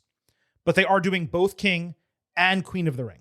So you're talking about 16 matches on 8 shows, as opposed to 28 matches. With 28 matches, there would have been 3 to 4 qualifiers per episode going into Night of Champions. That does not give breathing room to every other division and every other feud that is not involved in these tournaments. The answer is to do the full tournaments, but start them 3 weeks earlier, such as in the middle of May. If you do that, then I have a much bigger gripe with the way this has been formatted. But considering the short runtime, it's only a month, and there's 2 tournaments, not 1, I understand why they're doing it this way. Between 4-way matches in the first round here, or AEW putting quarterfinal Owen Cup matches on a pay-per-view, can nobody figure out how to do a normal ass tournament?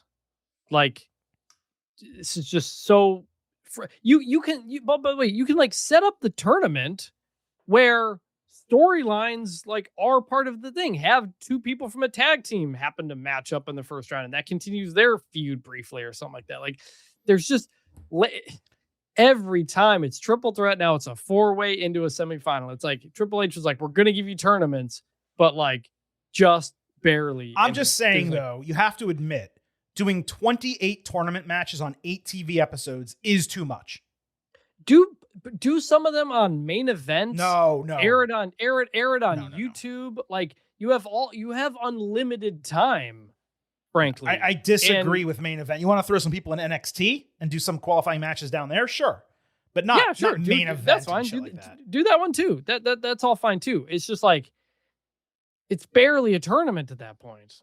And I'm glad there's 16 people, because these are for world championship shots. Right. You should have. Everybody wants to be in this. And we'll get to the brackets. It's got the people in this for the most part. Yeah, for the most part.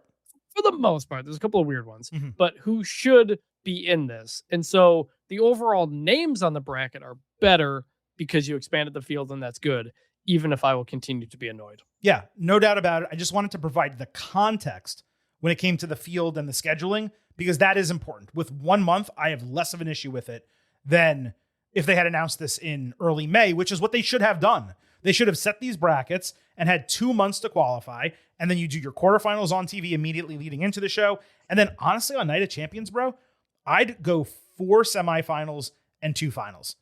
But, their shows aren't that long, so they would never do that. So you have to do the semifinals. Okay, this is what you do. Sorry, now that I'm thinking about it. You do all 4 semifinal matches on the Go Home SmackDown, and then you do the 2 finals at Night of Champions. That's what they should be doing, and it's just not going to happen. Okay, that is the setup for King of the Ring and Queen of the Ring. The fields are stacked. To be fair, we will discuss it in greater depth Tuesday on our next WWE episode. The only other note in terms of the brackets is that Liv Morgan is competing in the tournament despite being a world champion. She acknowledged and explained this on the post show. We will talk about it on Tuesday. I'm just noting it because this is abnormal for WWE. It is not abnormal for other companies. New Japan does this all the time. The issue I have is that there are women not in the tournament who could have taken the spot, but I think they have a plan for it, and that's probably going to matriculate Monday as the match plays out. So that wraps up everything WWE main roster. Let's get into AAA Noche de los Grandes analysis. There was an outstanding show opening video package that used the lucha masks as a metaphor for professional wrestling, flashing clips of prior unmaskings and then stitching together the two El Grande Americano masks as one. The Go Home comic strip package and that opener may have been the two best packages of the entire year to this point. Another positive. Rey Mysterio is back on commentary despite being the new general manager. Rey is not great at color and translation by any means, but he might as well have been John Madden compared to the garbage effort from Savio Vega last week. So that just kind of sets the stage. The arena looked incredible. The crowd was white hot, and screw it. Let's get to it. Máscara contra Máscara. El Grande Americano contra El Grande Americano Original. WWE did finally air a shortened version of the comic video package on SmackDown 32 hours before the show. It did not go into the same depth, nor did it make sense to air it Friday when the feud has been featured only on Raw. The story obviously didn't line up with American TV either, but at least they aired it. Minor victory, I suppose. But when you watched this show on Saturday night, you could not help but feel as if WWE missed a massive opportunity to capitalize on the event more substantially with the American audience if they had made that effort. The atmosphere and entrances were absolutely incredible. Some production snafus, but my lord, this felt epic at the bell. There was an awesome, completely unplanned moment where Americano's hat fell off. So one of the mariachi players picked it up, put it on his head, and then Americano adjusted it, almost as if he was being crowned by the Mexican people on his way to the ring. It was definitely unintentional, but it was definitely awesome. This was not dissimilar from the Bad Bunny entrance in Puerto Rico visually. It was something. Loved the visual of neither luchador being in American nor Mexican colors. Original was in black with red, Americano in gold with white. Original did have flags on his boots, but that was pretty much it. Original grabbed a guitar from a mariachi band member, blasting Americano over the head to conclude the introductions before the bell. Insane spot. It looked like it was loaded with powder for effect. Americano quickly rebounded with a perfect vertical suplex off the ropes, tope suicida, ringside shotgun dropkick. Original tore open half of Americano's mask relatively early, only to eat a desperation air raid crash through a ringside table. Americano got busted open hard way in the torn mask area while taking a German suplex ringside, a table shard to the head, and a desk chair thrown directly at him twice. Original then delivered an avalanche back suplex, but Americano came back with an Escalera blockbuster and similarly tore Original's mask half off with a similar hard way underneath. I think he might have bladed though. He also rotated Original face first into the steel steps before shotgun dropkicking him into the back of the steel steps. Americano ricocheted a steel chair into Original as Los Americanos Hermanos ran out to assist with 2 weak slams, the second through the announce table. Original capitalized with a flying headbutt for a false finish, with literally the entire crowd on its feet chanting, and that did not change over the duration of the match. Los Americanos were out late to clear the deck. What took them so long, I have no idea. Rayo brutalized them with a kendo stick as Bravo climbed all the way to the first deck of the crowd for a super high triple crossbody. Original found the blind comedian he previously assaulted in the crowd, but he got hit with his walking stick before being caught by Americano with a blockbuster off the apron. And then, hidden and disguised as a mariachi band member, Pimpinella Escalarta drilled Original with a guitar. Americano landed a running headbutt for a false finish. Then Americano brought in a bull rope. Original delivered a low blow, stole the rope, wore him out with it.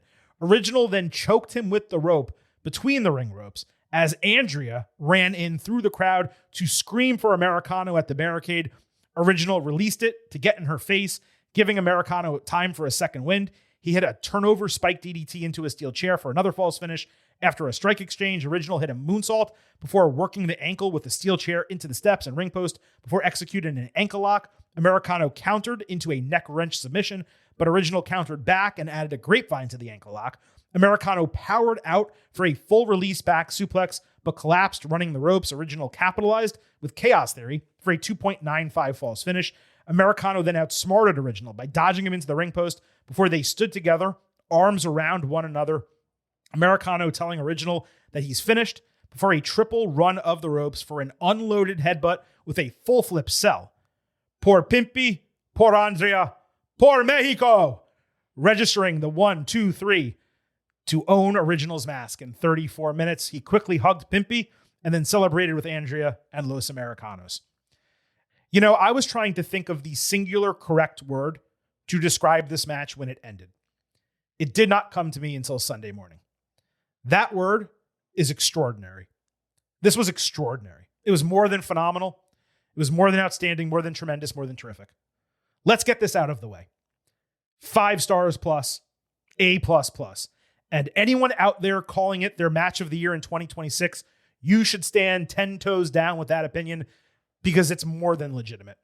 I'm going to need to rewatch some others, but that's where I stand right now, considering, as I posted on social media earlier Saturday, I spent the entire day thinking about a singular wrestling match, which is not something that has happened since WrestleMania 40.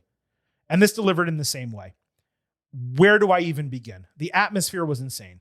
Pure heat for Original, accentuated by him trying to steal a kid's mask out of the crowd before the bell. The full serenata for Americano, coming to the ring like a conquering hero. You felt it in the arena, and you saw it in the arrivals and ring entrances. The overall presentation of the match, from the video packages to those entrances to the announcement ceremony, and then finally the wrestling and the match story. From Original bludgeoning Americano at the bell to the mask tearing, all those teases building anticipation, to the way both luchadors knew precisely when to pause action to generate crowd response, to the high quality wrestling bell to bell, to the 3 stages of the match, to the finish, the story elements with Los Americanos, the comedian Pimpy, the Retribution guitar shot calling back to the start of the match, and Andrea. This did not just live up to my extremely high expectations, it somehow exceeded them. This is exactly what professional wrestling is supposed to be. It's what has largely been lost by the American companies outside of a rare storyline like Cody Rhodes finishing his story. Storytelling, emotion, and then action to pay it all off with a satisfying conclusion that benefits both workers and offers a clear pathway forward for the babyface, whether he wins or loses. There are times when you're watching wrestling and you know something special is happening. It's how I felt watching Kazuchika Okada, Kenny Omega 1 and 4. And 2, actually, as well. It's how I felt watching the WrestleMania 40 main event, Roman Reigns and Cody Rhodes. It's how I felt watching John Cena and AJ Styles last year. And it's how I felt watching Mascara contra Mascara on Saturday night. The optics of the torn masks with bloodied faces underneath, the crowd reactions. There are main eventers who will never experience what these guys did on Saturday night. It was the exact right amount of near falls and false finishes, believable ones, not overdone. Commentary laying out during the entrances and in the match finish, the selling by both guys, Americano in particular, the passion, the despair, the hunger. This is what a wrestling match is supposed to be. And it may not just be the best match of this year, but one of the top 10 since the pandemic. It might be one of the top 10 of the last decade. Poor Pimpy, poor Andrea, poor Mexico. Congratulations to both El Grande Americanos. This was extraordinary. It was everything you watch pro wrestling for. Like, I had not watched all of AAA and all this stuff. You gave me some of the updates, but I watched the last couple of episodes going into this because I wanted to be fully caught up. And if you don't watch it, for people who listen to this version of the show and hear the Silver King say, El Grande Americano, not OG, is like over to an unbelievable level in Mexico. You have to see it to believe it. Like it's truly, it's phenomenal. Hard to describe what it's become. And his whole bit of like basically saying, he literally says like, you don't have to be born in Mexico to be Mexican. You just have to like embrace the culture. And that's an incredible message, especially coming from pro wrestling. Like in this current world that we live in and what it means to be a citizen and all this kind of stuff, this German pretending to be Mexican is one of the most captivating stories in all of pro wrestling that we've had in a very German pretending to be Mexican? What are you talking about? And so in this match, when they start ripping the masks off, I'm like, oh man, I'm like nervous. Like, are they going to rip it too much and reveal it earlier than you want to? Because they were going hard at ripping those masks. Like, that is a very, very difficult thing to do and to do it well. But it sets up the image of this match is who, as we now know, Chad Gable with his mask half off and crooked, his face bloody. You can't see exactly who he is, but you can see the face. And it reminded me of Darth Vader. I know you're a big Star Wars guy.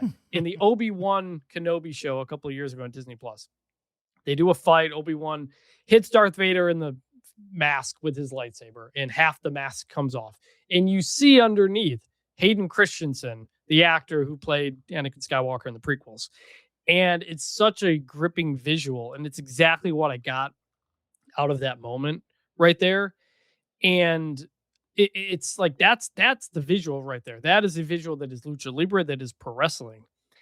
There were so many times in this match that I thought it was going to end, and it didn't. And the false finishes completely got me. Now, you would know this better than me. Mm-hmm. Were those, I don't know what these guys' finishers are. Like, I know they do the headbutt with the loaded mask, but as far as the wrestlers themselves, I don't know what their finishers are.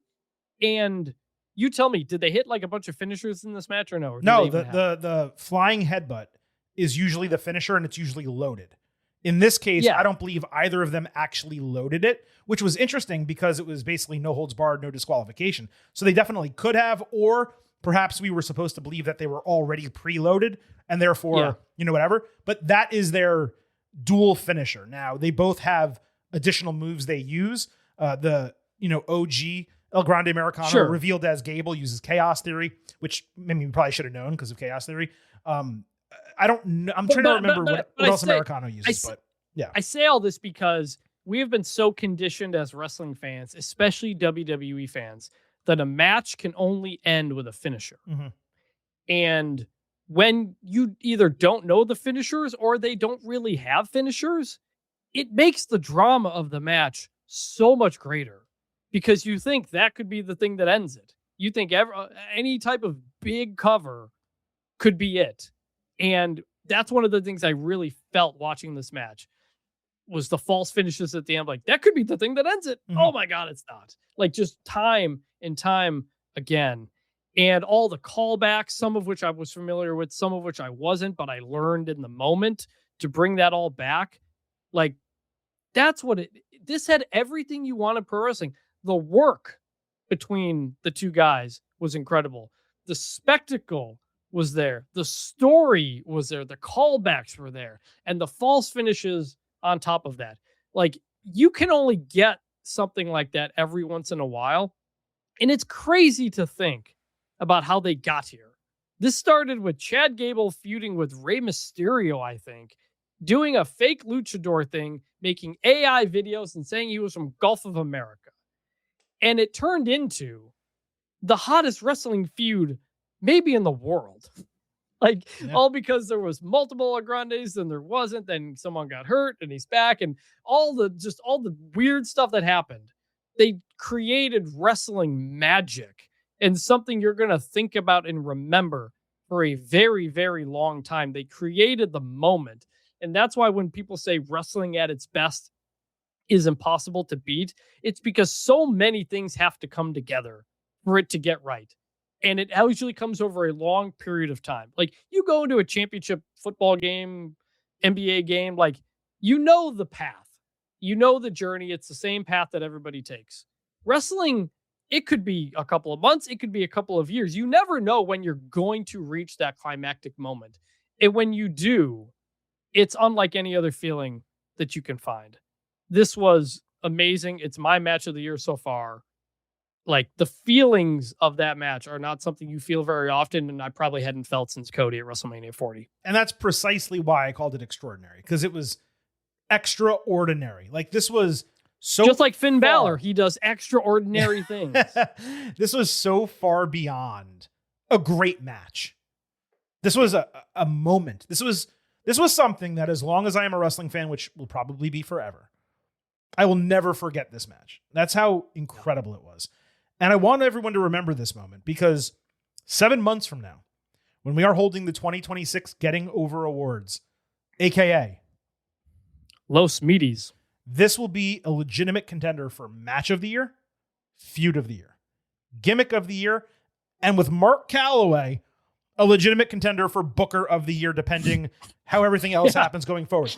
The effing Undertaker booking an hour-long Mexican show might be the Booker of 2026. And I got to tell you, there's nothing dissuading me from saying that 5 months into the year right now.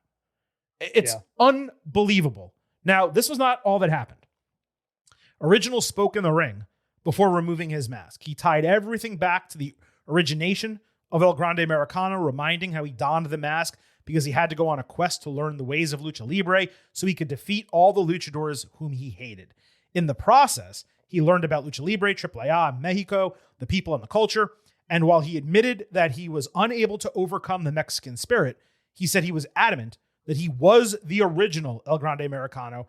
Now, humbly, he said there was only one El Grande Americano, who, of course, was wearing gold and white in the moment. The mask was then removed, and we've already spoiled it, but it revealed Chad Gable. And he received an immediate chant from the crowd before following history by running down his biography as his head literally gushed blood.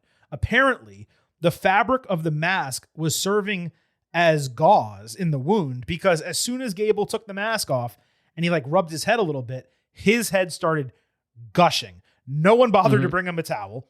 His wife and kids were in the ring next to him. He high-fived his daughter, who looks down at her bloodied hand, shows the mom. She laughs out loud.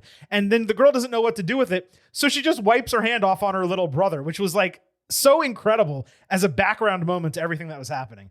The family was a super nice touch. Gable concluded by handing his mask to Americano, saying he did not know when or how, but he would wrestle in AAA again. He received an insanely positive ovation, and fans loudly chanted, "Thank you, Gable." JBL was incredible during this.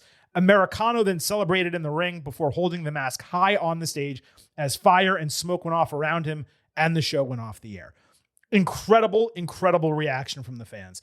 I loved how everything stayed true to form with the identity reveal, just as it's always done in Mexico, the loser unveiling their true selves with context, rather than it just being a mask off and, oh my God, look at that person's face.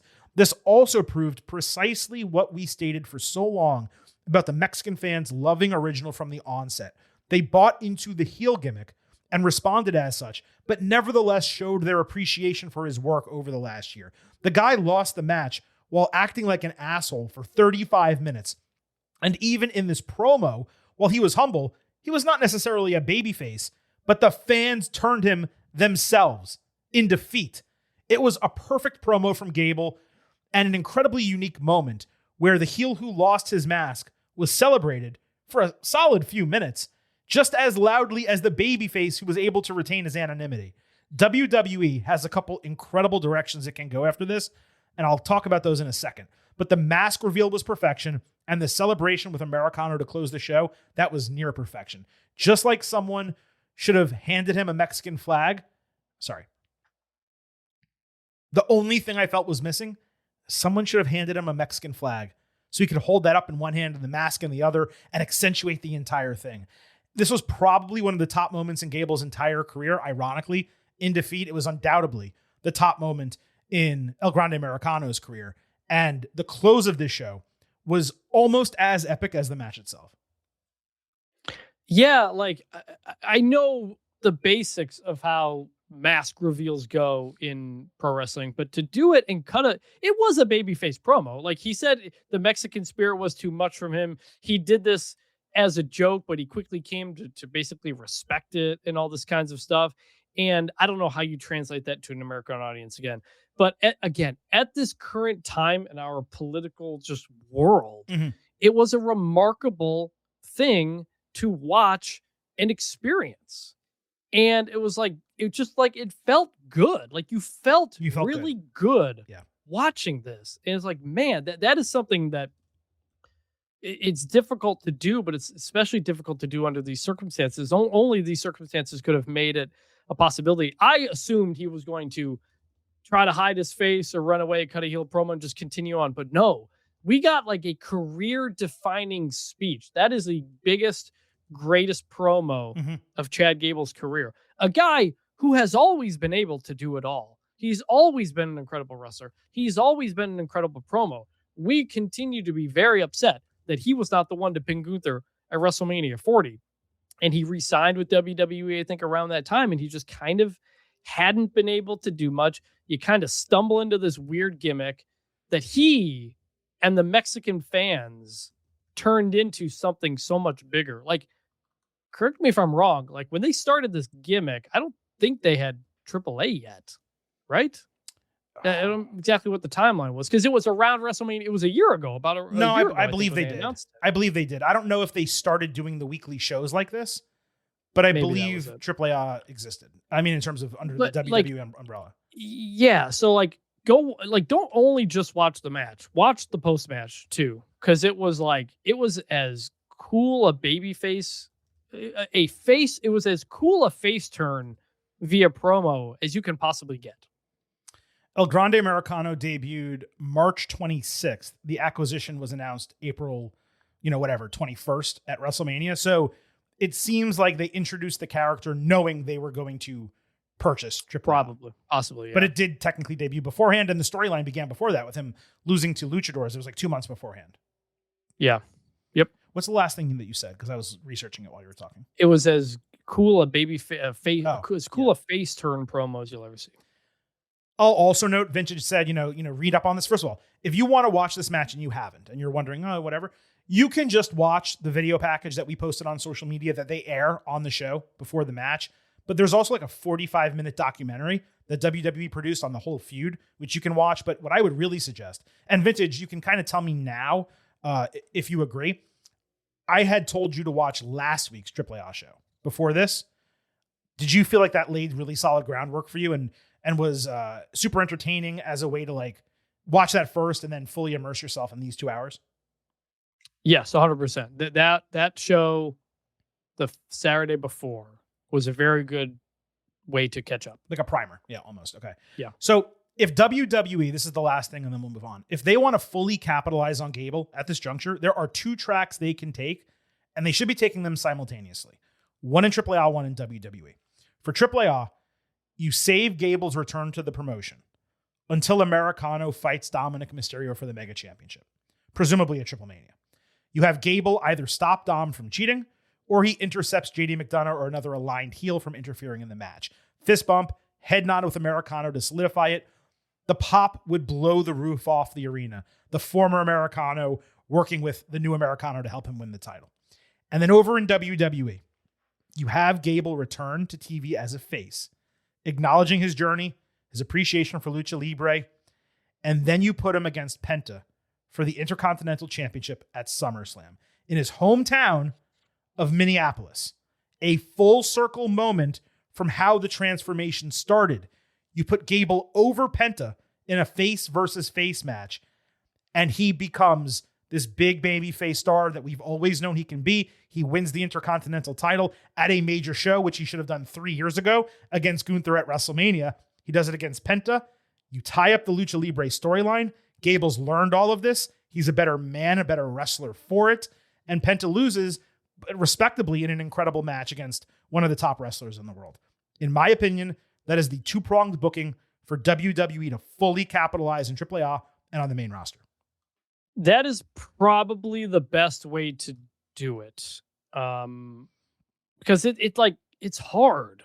It's going to be hard. You can't just tell the American fans, oh, he was OG El Grande, but he spoke so highly of Mexico. Now he's a babyface. No, he's got to do it in WWE. He has to cut a babyface promo on Raw. Yeah, I learned the error of my ways. I respect Lucha Libre, so on and so forth.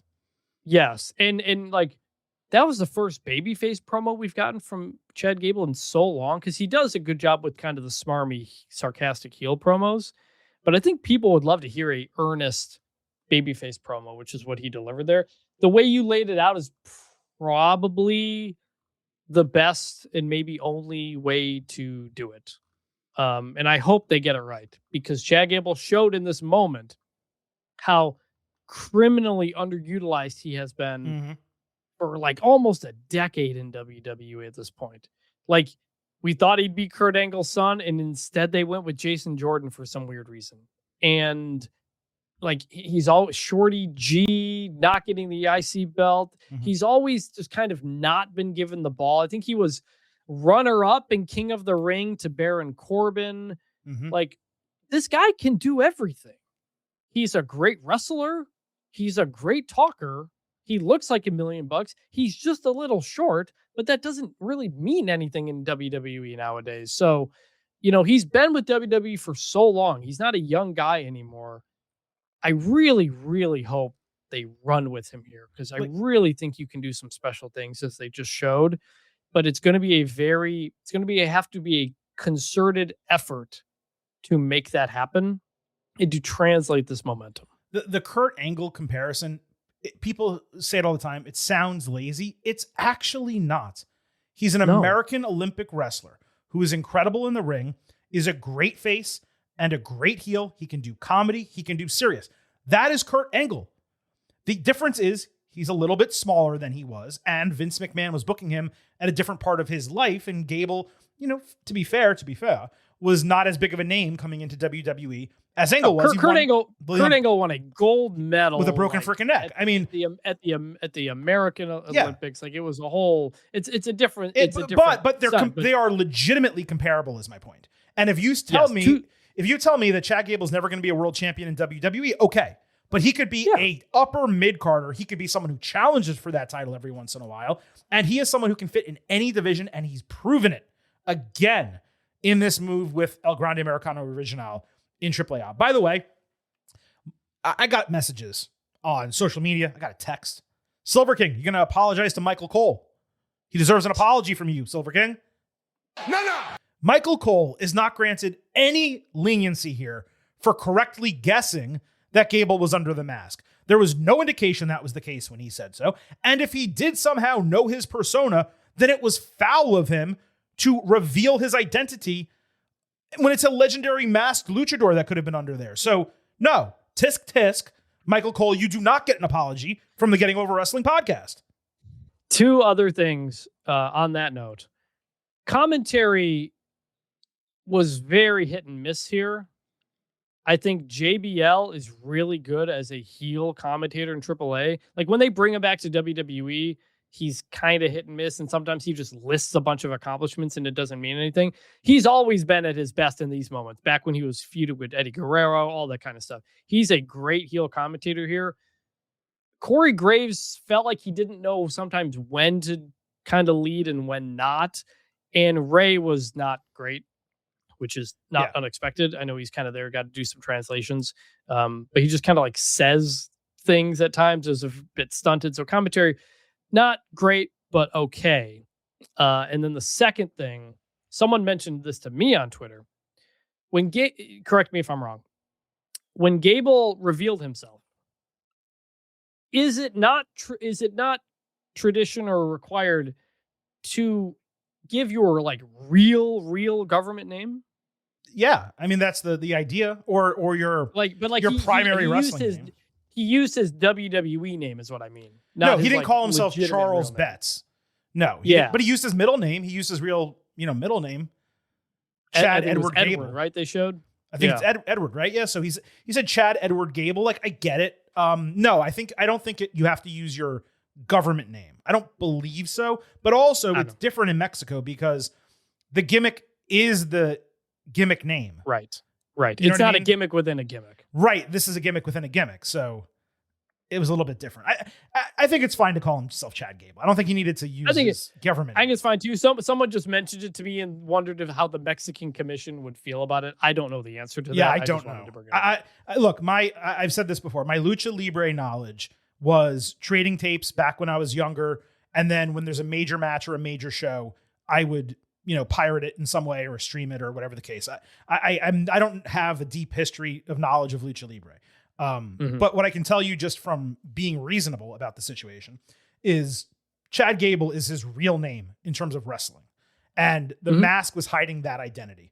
That's the identity he revealed. The birthday, location, his middle name was all accurate. Having Chad Gable instead of Charles Betts, I mean, I'm not picking this over that. No, it's just something someone had asked me. I wanted to bring it up. Yeah. So there's 3 more matches on this card. This show is going longer than I expected, but we're going to run through these because I just don't want to wait all the way until Thursday to be able to cover this, or even the next WWE episode. So let's just get through all of this. Cruiserweight Championship, Laredo Kid defending against Rey Fenix. This opened the show. Phoenix was on fire at the bell, hitting Goodbye Amigo, preparing for his finisher, only for the referee to get in the way of checking on Laredo, who immediately worked full heel with strong strikes and an exposed turnbuckle pad where he stuck the rope in his pants. I have never seen that before. That is a really smart move in kayfabe, so the referee can't reattach it. Laredo stuck Rey in a Texas cloverleaf between the middle and top turnbuckle. Phoenix answered with a double jump springboard splash ringside and a froggy crossbody into an armbar. Then he flipped himself out of a DDT, only to eat a destroyer DDT coming back. Phoenix stopped a low blow cold before a rolling cutter and literal sweet chin music, stomps and all. It was really cool and unexpected. Laredo countered a Mexican muscle buster, spinning into an inside cradle, following with a code breaker, only for Phoenix to uppercut him on the top rope while he was mocking with Cerro Miedo for Penta. Phoenix took him off with a Mexican muscle buster for a surprise false finish, though it did not feel like the climax had happened. The referee prevented Phoenix from purposefully using the exposed turnbuckle, giving Laredo an opening for a low blow and frog splash false finish. Phoenix subsequently baited Laredo into running headfirst into the exposed turnbuckle, booting him in the head so it ricocheted back into the metal. And then he hit a second Mexican muscle buster with a leg hook to win the Cruiserweight Championship and end Laredo's reign at 539 days, 5th longest of all time, though Laredo also holds the record at, I believe, like 1,200, 1,300 days. Phoenix immediately ran into the crowd to hand the title to his masked sons and wife while celebrating with the fans. Tremendous match, tremendous storytelling throughout, paying off multiple parts of their feud. When he hit the first Mexican muscle buster, I found myself a bit disappointed. The match was not as long or intense as I expected. And then they took it to a whole nother level with another third of the match still to go. The ceiling was limited here with a 12-minute runtime. It felt too short, but they packed in, 18-ish minutes of action into that window. Also knocking it was Laredo working a heel style that led to him limiting his spectacular moveset for a more brutal style to purposefully get heat. Last thing I'll say is that one cannot help but see Phoenix do this and believe WWE has not missed an opportunity to make him into something more substantial on SmackDown. He does not have the gimmick or charisma to be Penta, but Phoenix is an even better worker than his brother, and he shines between the ropes. There's no reason he is not working matches most weeks while getting more and more over as a babyface.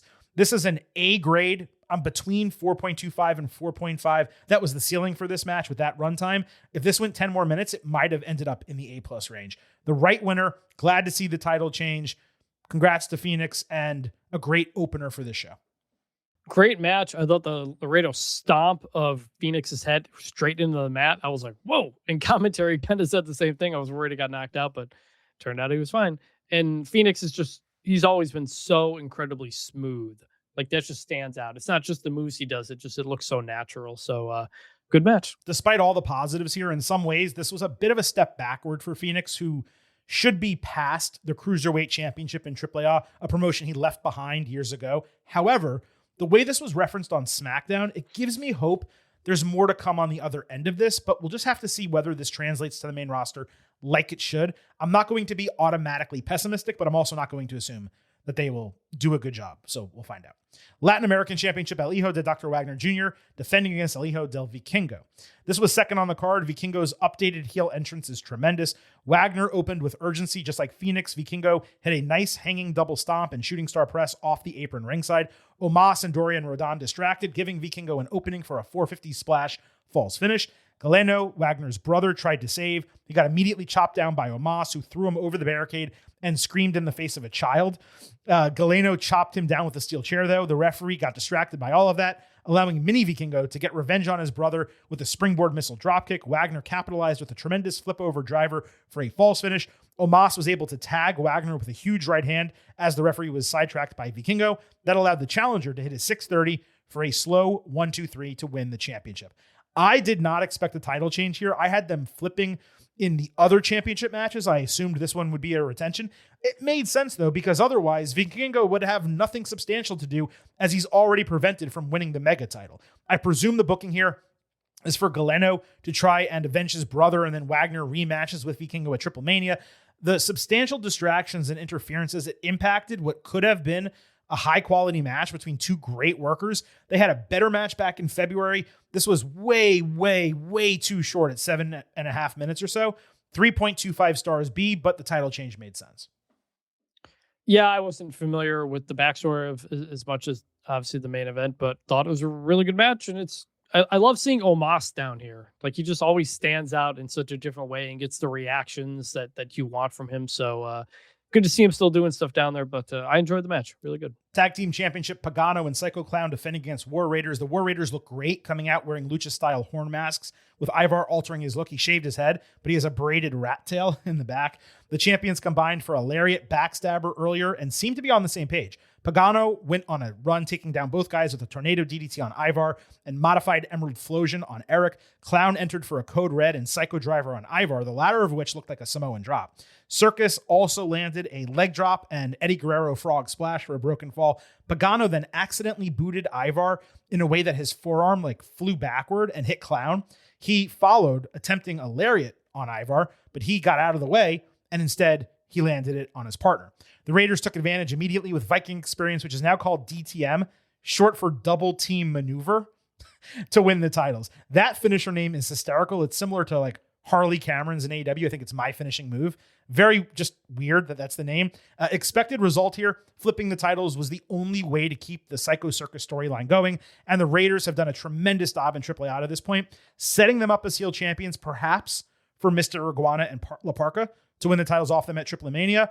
That makes a lot of sense. The match was solid with all four guys doing a great job, but it kind of idled in second gear. It never truly hit the next level. Similar to the other match, they had a better outing in their no contest a few months ago, and that got 5 more minutes, which this needed. 3.25 stars B here as well. Pretty good match. Good to see a tag team match and championships and titles changing. That's always, you don't see that as much in WWE. Did you want to talk about the post-match at all? I do. So the former champions argued after the bell, Clown ripping off his face in anger at Pagano. They got into a shoving match with one another, leading Pagano to turn his back and walk out of the ring. The Raiders took advantage with another DTM, with Clown hanging over the ropes, basically begging his friend for help. But while Pagano paused and might have hurt him, he never turned around. He kept walking out as the Raiders hit a double powerbomb to stand tall. I loved the way this was executed. Even though Pagano turned his back, he didn't exactly turn heel, because the entire concept behind this feud is that Pagano has been accused of attacking the circus members without any real proof of it. And he did not do anything purposefully in this match or in the post-match to substantiate those accusations. As long as this is not the end of the character story, where he's now a bad guy and that's it, as long as there's another chapter to the relationship, this was the right move, and I thought it was extremely well done. Maybe they even come back together and win the titles back at Triple Mania. We'll find out. I love that the heels can just beat somebody down and the babyface doesn't come back. I was just waiting for it, because you always see it in pro wrestling. Oh, he's going to change his mind and go back, or oh, someone's going to go out and make the save. They just beat him up. I was like, oh, that's cool. You don't see that very often. It's unexpected, and I appreciated it. Now, before we get to our grades for this show, a bit of a good news, bad news situation. There was a couple AAA mid-show announcements. The bad news: the first night of Triple Mania will indeed be held in the United States. That's not the bad news. It's not going to be in Texas or Arizona or California. Nope, it's going to be in Las Vegas at the Luxor Theater. Are you fucking kidding me? Now, this happened with UFC for years, so it's no surprise TKO is doing the same with WWE adjacent properties, but it is immensely disappointing that they are force-feeding event after event into Las Vegas when there are far better locations for a show like this. Now, Vegas does have a large Hispanic population. Don't get me wrong. I think it's 33%. But this is Triple Mania, the biggest event of the year for AAA. And they are not only shoving it into Vegas, they're putting it in a tiny theater that holds around 1,000 people. That is insane to me. When they ran the Worlds Collide show at the Kia Forum in Inglewood last summer and got 11,000 people in the building for AAA and NXT. Why are you running the first night of Triple Mania like a weekly NXT TV episode when you could put, 5,000 people at least into a larger venue in Texas or California if you don't think you can do it in Vegas? I cannot make sense of this. The good news is that SmackDown and Raw were announced for September 11th and 14th, respectively, in Mexico City. This is WWE's first time airing live TV from Mexico in 15 years. So that is awesome for the Mexican fans. But it also conflicts with a WWE house show in Argentina and night one of Triple Mania on September 11th. So there's going to be a main roster house show in Argentina, SmackDown in Mexico City, and then Triple Mania in a 1,000-seat theater in Las Vegas. I can't make sense of that at all. Why is that happening in America? Well, everything else is south of the border. And the second week, okay, it's the second week of the year too, that the NFL and college football are on simultaneously. So WWE is not just competing with itself, it's competing with college football. I just do not get that decision-making, despite me being extremely happy for the Mexican fans, the fact that they are going to have 2 TV shows in Mexico. I don't get it. I'm sorry. I don't get it. That is very weird. Look, Vegas is obviously doing everything it can to get any events there because travel is down, expenses are up. Yeah, tourism. I'm going to be in Vegas in July for a work meeting, and the tickets are pretty expensive just to fly to Vegas, even from Dallas. But of all the places, the Luxor Theater, like isn't the UFC training thing there where they did NXT that one time? The UFC Apex is there. Yeah, I don't even get that. I'm surprised it's not even there. So weird. And I think it was retrofitted so like it fits more people than that now. I can't make a shred of sense about this. So that was my immediate like thought on it, and I wanted us to just make sure we broke it down before we completely got out of the show. So let's get to our grades for this. Now, my expectation grade coming in was a 94. I believed all 4 matches would deliver to an extremely high level beyond the strong storytelling. So I'll give my grade after Vintage, but I just wanted to set the stage. That was my expectation.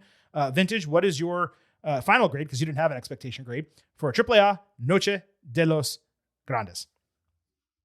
I'll give it an A- 90, 92. I mean, it's obviously a completely different show, but if I compare it to like Saturday Night's Main Event from a couple weeks prior, I like this one a lot more. And it may have my match of the year with the main event.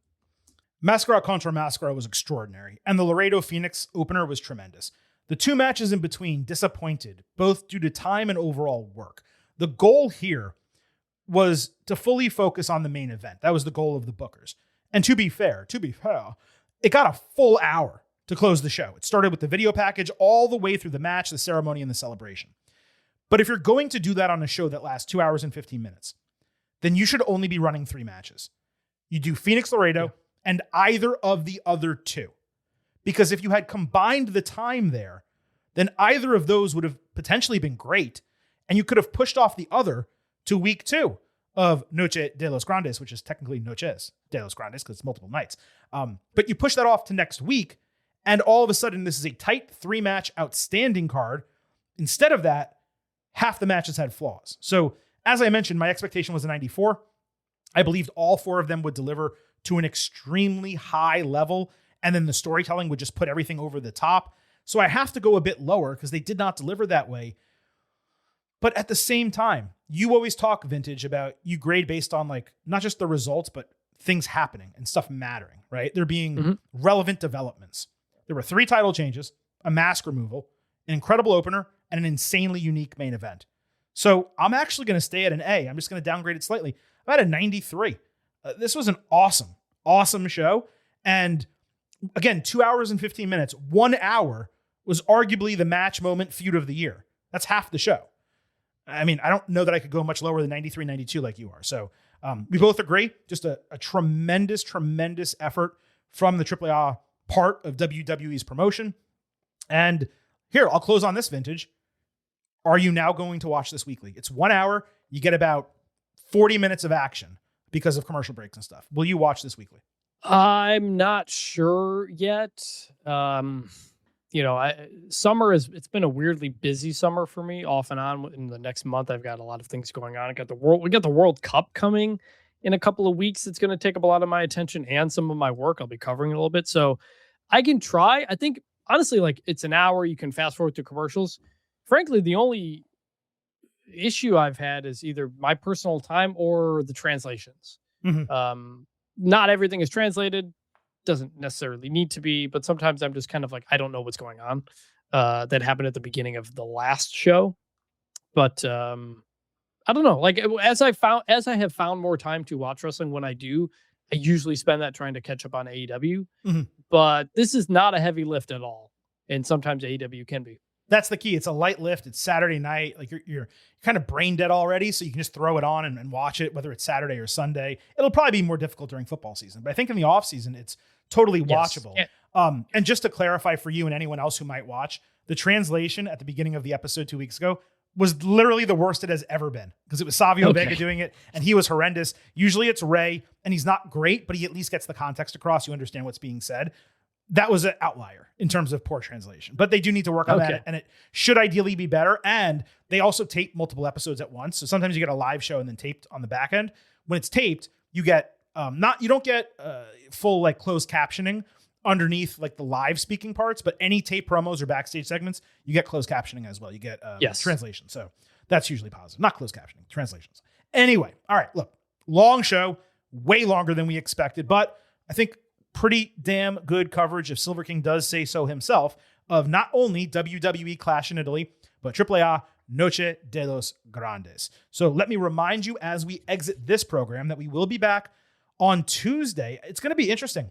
Monday Night Raw is airing at 2 p.m. Eastern from, I believe, Italy on Monday, Vintage. We may have to have a conversation after the show's over about when we're going to tape the WWE show. Maybe we have it Monday night, or maybe we have it early Tuesday morning, as opposed to super late Tuesday afternoon, which is when it normally comes out. But regardless, late Monday, some point on Tuesday, you will have your next WWE episode. It will be a second look at WWE Clash in Italy. We'll go deep on the King of the Ring and Queen of the Ring tournament brackets. And of course, we will discuss everything that happened across Raw and SmackDown over the last week. And then on Thursday, we will talk NXT and AEW as Silver King and Vintage finally get to take a breath after delivering 7 episodes of performance-enhancing audio into your ear holes over the last 2 weeks. Appreciate all of you listening to this show, and I would appreciate if all of you did a couple more things. First, please remember, I happen to love the number 5. and I hope you do as well, $5 a month, $50 for the entire year. You can become an official Getting Overhead. Just visit buymeacoffee.com/gettingover, sign up. You'll get bonus audio, the fastest 5 minutes in professional wrestling, instant reactions to every major show, exclusive news analysis posts every week. Please support us. You get extra content. You keep the show on the air. We would greatly appreciate it. buymeacoffee.com/gettingover. Don't forget to follow us on social media at Getting Overcast on Twitter and Blue Sky. You get episode drops, news, analysis, highlights. You can send in questions and comments for the show. Any that you sent in about WWE Clash in Italy or AAA Noche de los Grandes, we will discuss those on Tuesday's show on YouTube. When you follow us over there, subscribe over there, whatever you want to call it, you can listen to the show, you can watch full-length video interviews, and you can hit the link on our profiles to join our free Slack channel and subscribe to the show. Wherever you want to find us, you can do it at Getting Overcast. And lastly, on the way out, please remember, It's all about the 5. so head over to Apple Podcasts and Spotify, leave a 5-star rating on Apple, take a little extra time, leave a 5-star written review. If you do, we will read it live right here on the show. Thank you all so much for joining us for this edition of the Getting Over Wrestling podcast. For Vintage Chris Manini, this is the Silver King, Adam Silverstein, signing off and leaving you with just 3 final words. Bye for now.